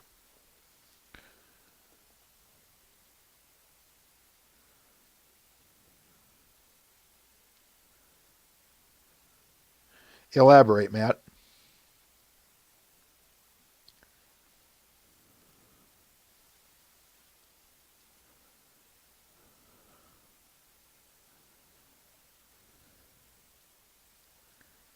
Yeah, correct, Mr. Ben.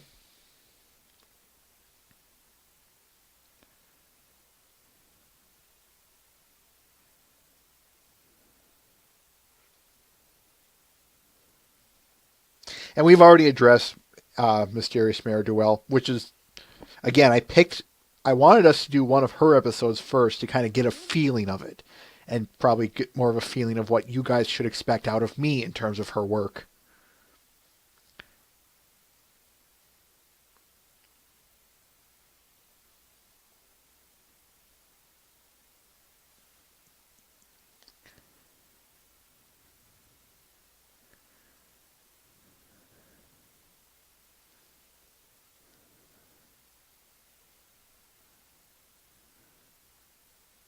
She did.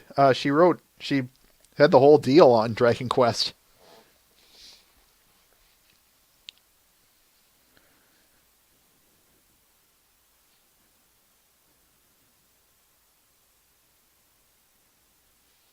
It, wait a minute. How so, Nit? Because I have to severely disagree with you on Dragon Quest. Actually, don't answer that. Don't answer that. Save it for when we get there.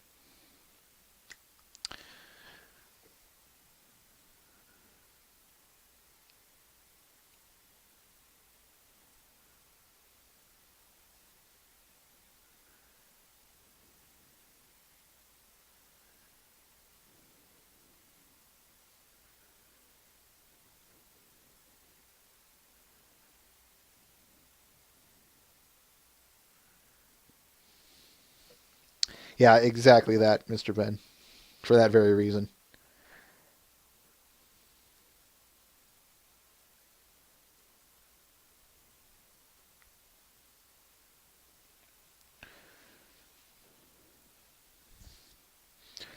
I know people are probably going to hate me for this, but in my humble opinion, folks, I've noticed she has a lot of great character moments. One, putting your hoof down. There's a reason it's my favorite episode of season 2 that's not the finale. Dragon Quest. We'll get there when we get there. It's towards the end. Wonderbolt Academy. Do I really need to say it? So yes, I do not. I really hate this notion that, she's terrible, she should be thrown off the show, all that fun jazz. You'll see why when we get there, but I do really like her writing. I've noticed a lot of times she seems to have a lot of, I want to put it, defining moments. Moments that either show a character's greatest vice or bring out a character's greatest virtue. And she somehow manages to do it in actually a really good way. But that's just me.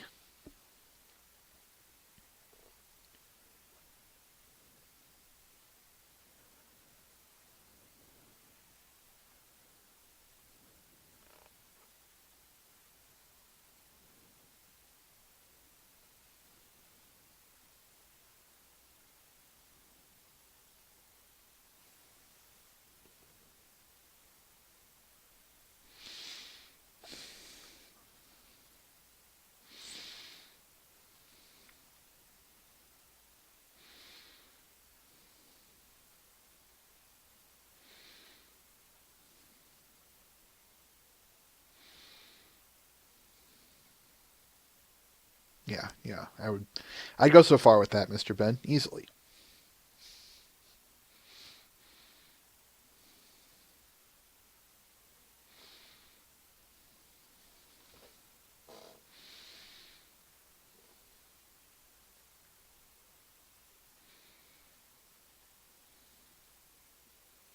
Yeah, she does seem to be taking Rainbow Dash and running with her, Matt, easily.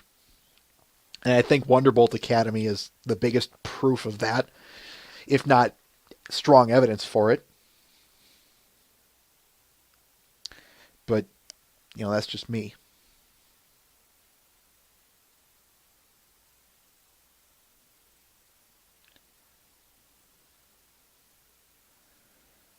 And yeah, like I said, we'll get there when we get there, folks. You'll see why and all that fun jazz. That I would agree with Blue Jay easily.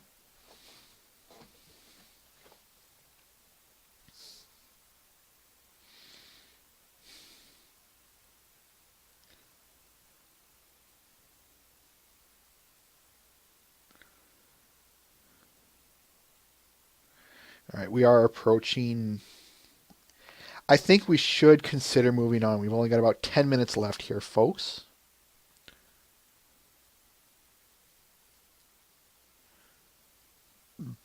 I'm just going to kind of watch some of these last minute comments here.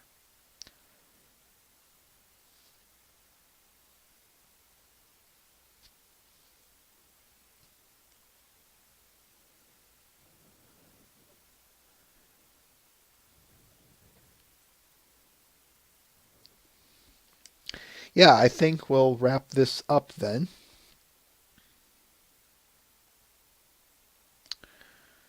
And move on to M.A. Larson, aka Mitch Larson. So,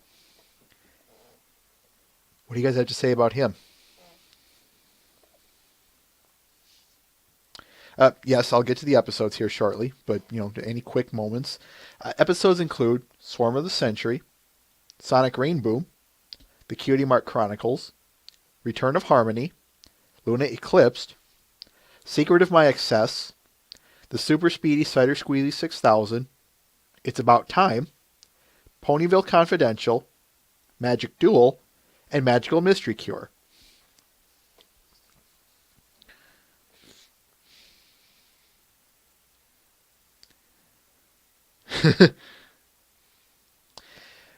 You know how I've been mostly picking at where people's camps fall into, folks? I definitely have to give M.A. Larson, I've noticed, he's actually the only story driven writer that I've found here, that we're covering anyway. As in, of course, there are exceptions, but the big theme I noticed was he's very story driven.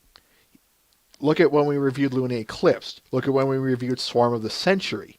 Look at, I could even say Sonic Rain Boom. Cutie Mark Chronicles. Just about any one of these are extremely story driven with very little character growth or focus.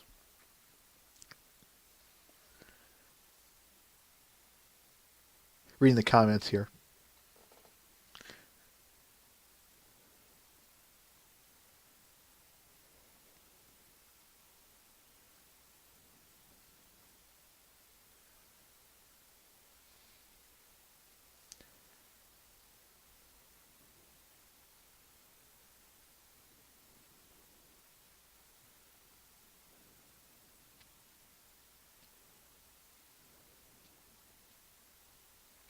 Tovler.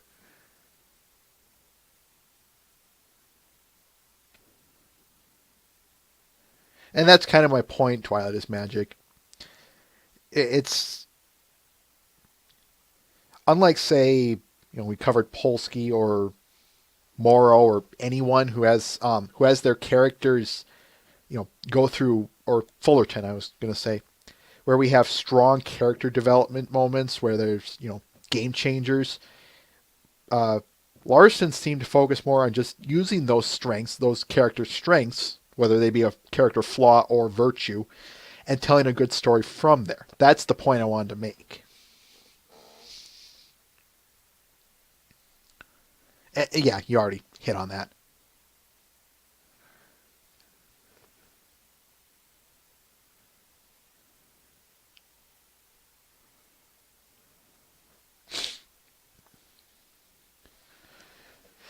What's funny is I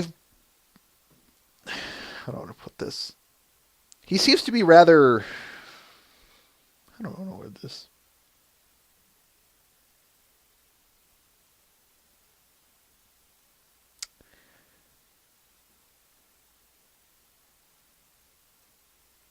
I don't know how to word this nicely.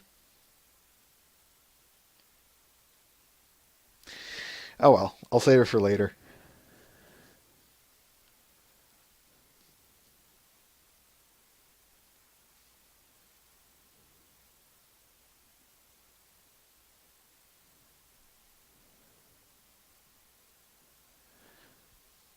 That's. I'm trying to see your point in the episodes, Tovler.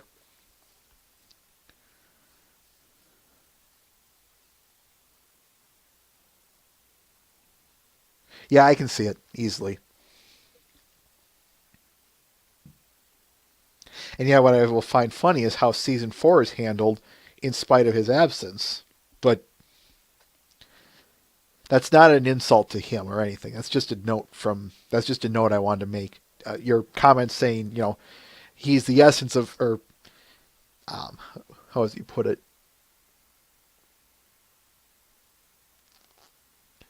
Harboring the essential Fim traits. Very one of the best, strongest writers, etc. And that's just my point.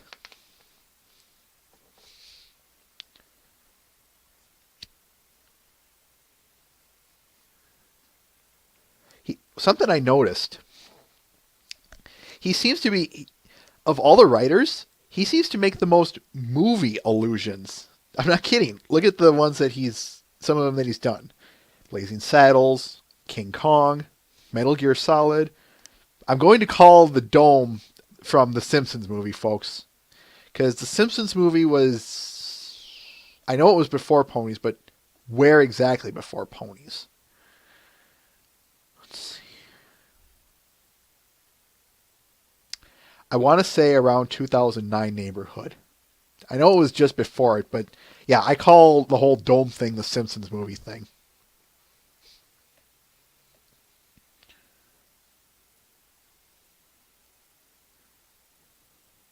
Yeah, that was something worth mentioning there, Matt. Definitely.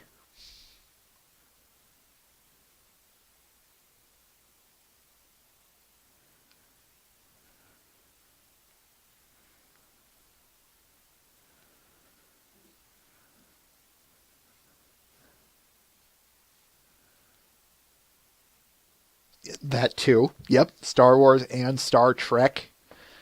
Mind you, that was Lauren's doing, but Larson wrote the episodes, so you know what? I'm going to call it.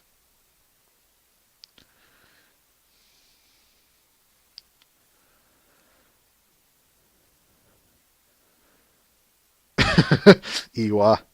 I gotta admit, that is kind of funny.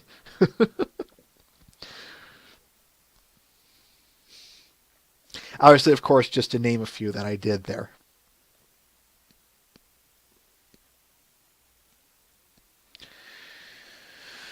What was it I was going to say?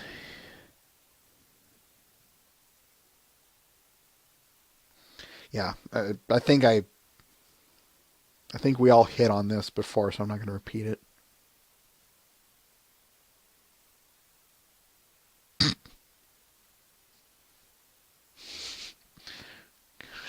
Mr. Ben.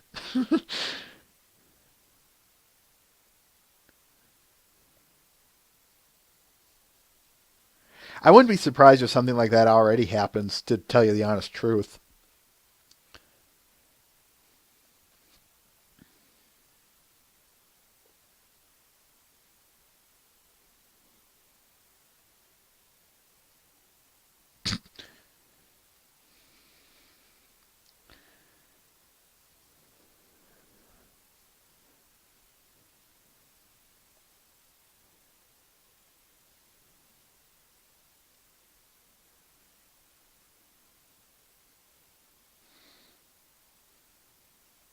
We'll get there when we get there, Matt. There's a reason that one's tied for number one in season 3 with me as well. Or, not as well, but yes, I like that episode a lot.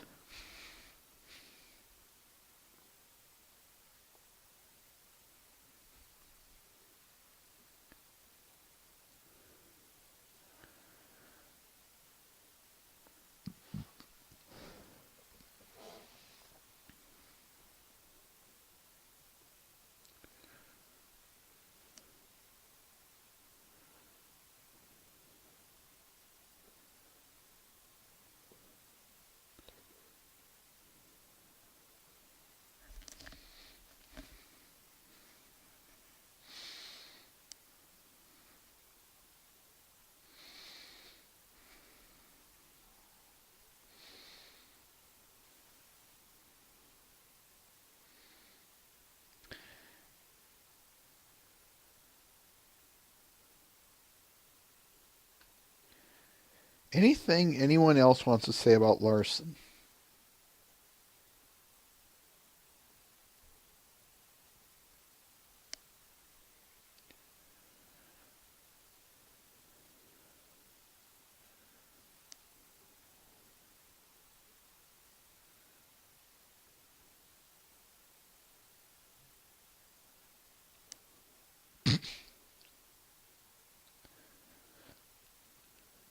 Yeah, I'll say it. I don't. What's funny is he has gotten a little bit, in my opinion, of course. He's gotten better as time has gone on. I already gave you guys my opinion on Swarm of the Century. Since most of you weren't there, I'll tell it to you again. I didn't think it was a great episode. You guys already know my opinion on Looney Eclipsed, so it falls under. I'll just go ahead and say it. Mostly he's hit for me, but sometimes he does miss. But that's just me. And yeah, Return of Harmony, I already gave you guys that opinion. Magic Duel, I just said it. Sonic Rainbow, those are my top 10 of season 1. So yeah, like I said, he's definitely more hit with me, but he does have his misses.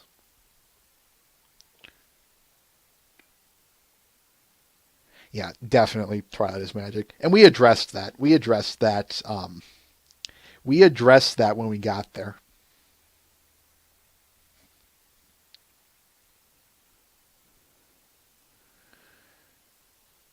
Well, I would definitely think that what this show has done for him would be partial, would go to further that feeling, Matt. Certainly, certainly.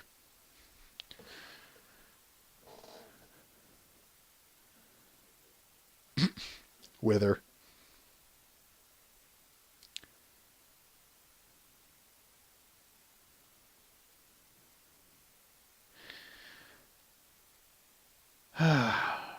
That's about all I've got concerning actually everything, folks. And we're only about 3 minutes over. So, any final points about any writer, since this is a two-parter? Any last-minute words and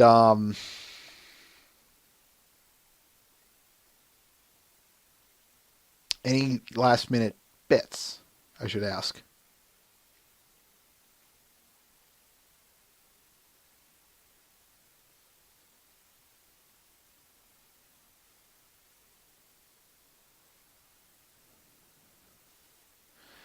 Me neither. No, I definitely have to agree with you on that one. Twilight is magic.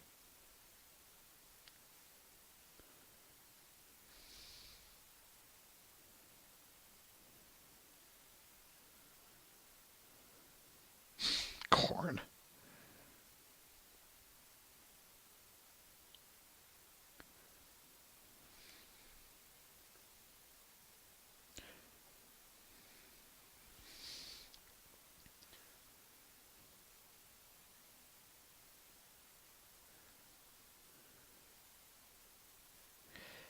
More importantly, Twilight is magic. The fact that they work.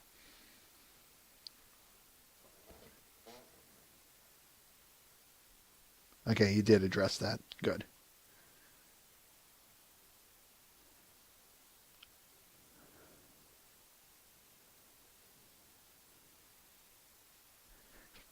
Absolutely, Matt the Shadowman. Absolutely.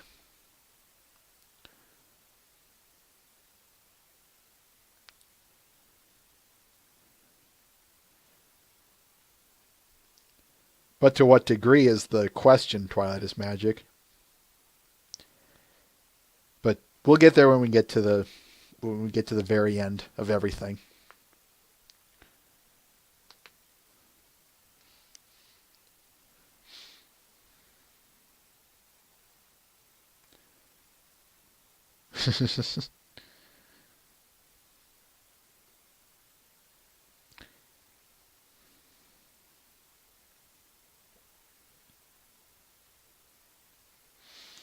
You can dislike episodes, people. I don't care. I mean, as I've said, come here to tell me why you hate my favorite episode. I'm okay with that. That's the point of discussion. The only thing I hope is that you have good reasons for that.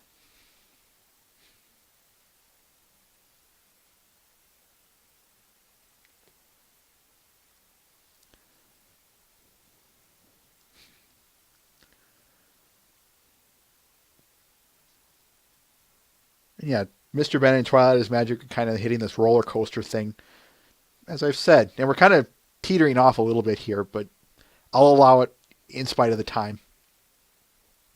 Yeah, as we've said, there will be bad episodes, but there will also be good episodes. And I think that's worth discussing. That, yeah, Blue Jay, I would definitely have to say yes. If anything, we are certainly something. I have a hard time believing we don't sit in the back of their mind. I really don't. Because, think about it. If you were to write some stereotypical children's show, I don't know, pick your favorite. What are they going to do? Write you or send you via snail mail crayon written letters saying, "I don't like this episode. Sign Billy Johnson." No, they're not. They're just not going to do that. But someone like us who happens to get their email can send something like, to obviously whatever degree, "I am a 21-year-old male. I shouldn't even be here because, ponies. But one thing that I disliked about your episode was this, and this. Good point 1, good point 2, good point 3, and here's why. Just like amateurs or professionals on DeviantArt that, request criticism and all that, they're no different. Here's good criticism that I'm writing this episode. So-and-so made those good points. I think I can work with that. And here we get a higher quality episode. Why I went into that role playing, I don't know. But yes, Twilight's Magic hit it right there. It ultimately benefits it. And yeah, Retro Cheerily, duh, those are going to be there. I would hope that all of them, that when they see Go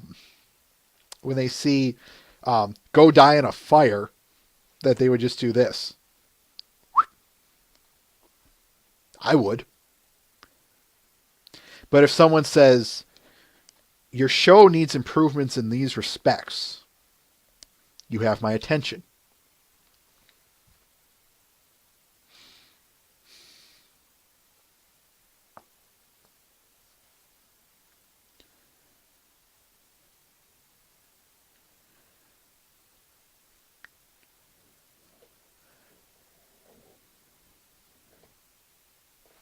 Right there, Twilight is Magic. Right there.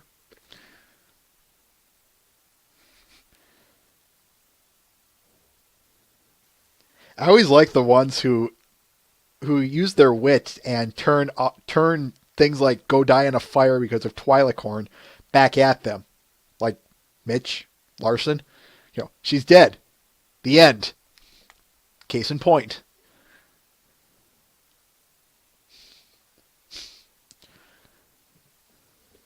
And I just hit that. Me fears that we're going to be diverting off into some longer conversation here.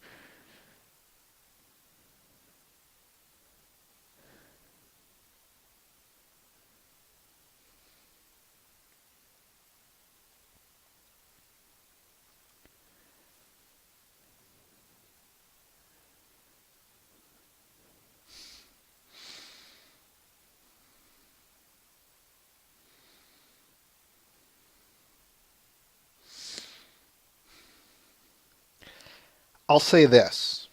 Based on what you guys have been telling me, I'm glad you're starting, at the very least starting, if not already have. You're empathizing with them. You see that it takes time to make these things. And, there's going to be bad episodes, but are they worth chewing out? Are they worth sending death threats over? No. And I'm glad that I have an audience like that. I really do.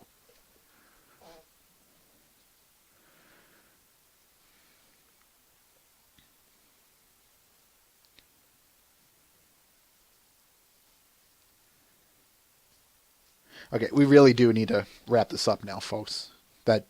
That delayed start did nothing to help us. And for that, whoever is next on the streaming list, I am sorry. Terribly sorry.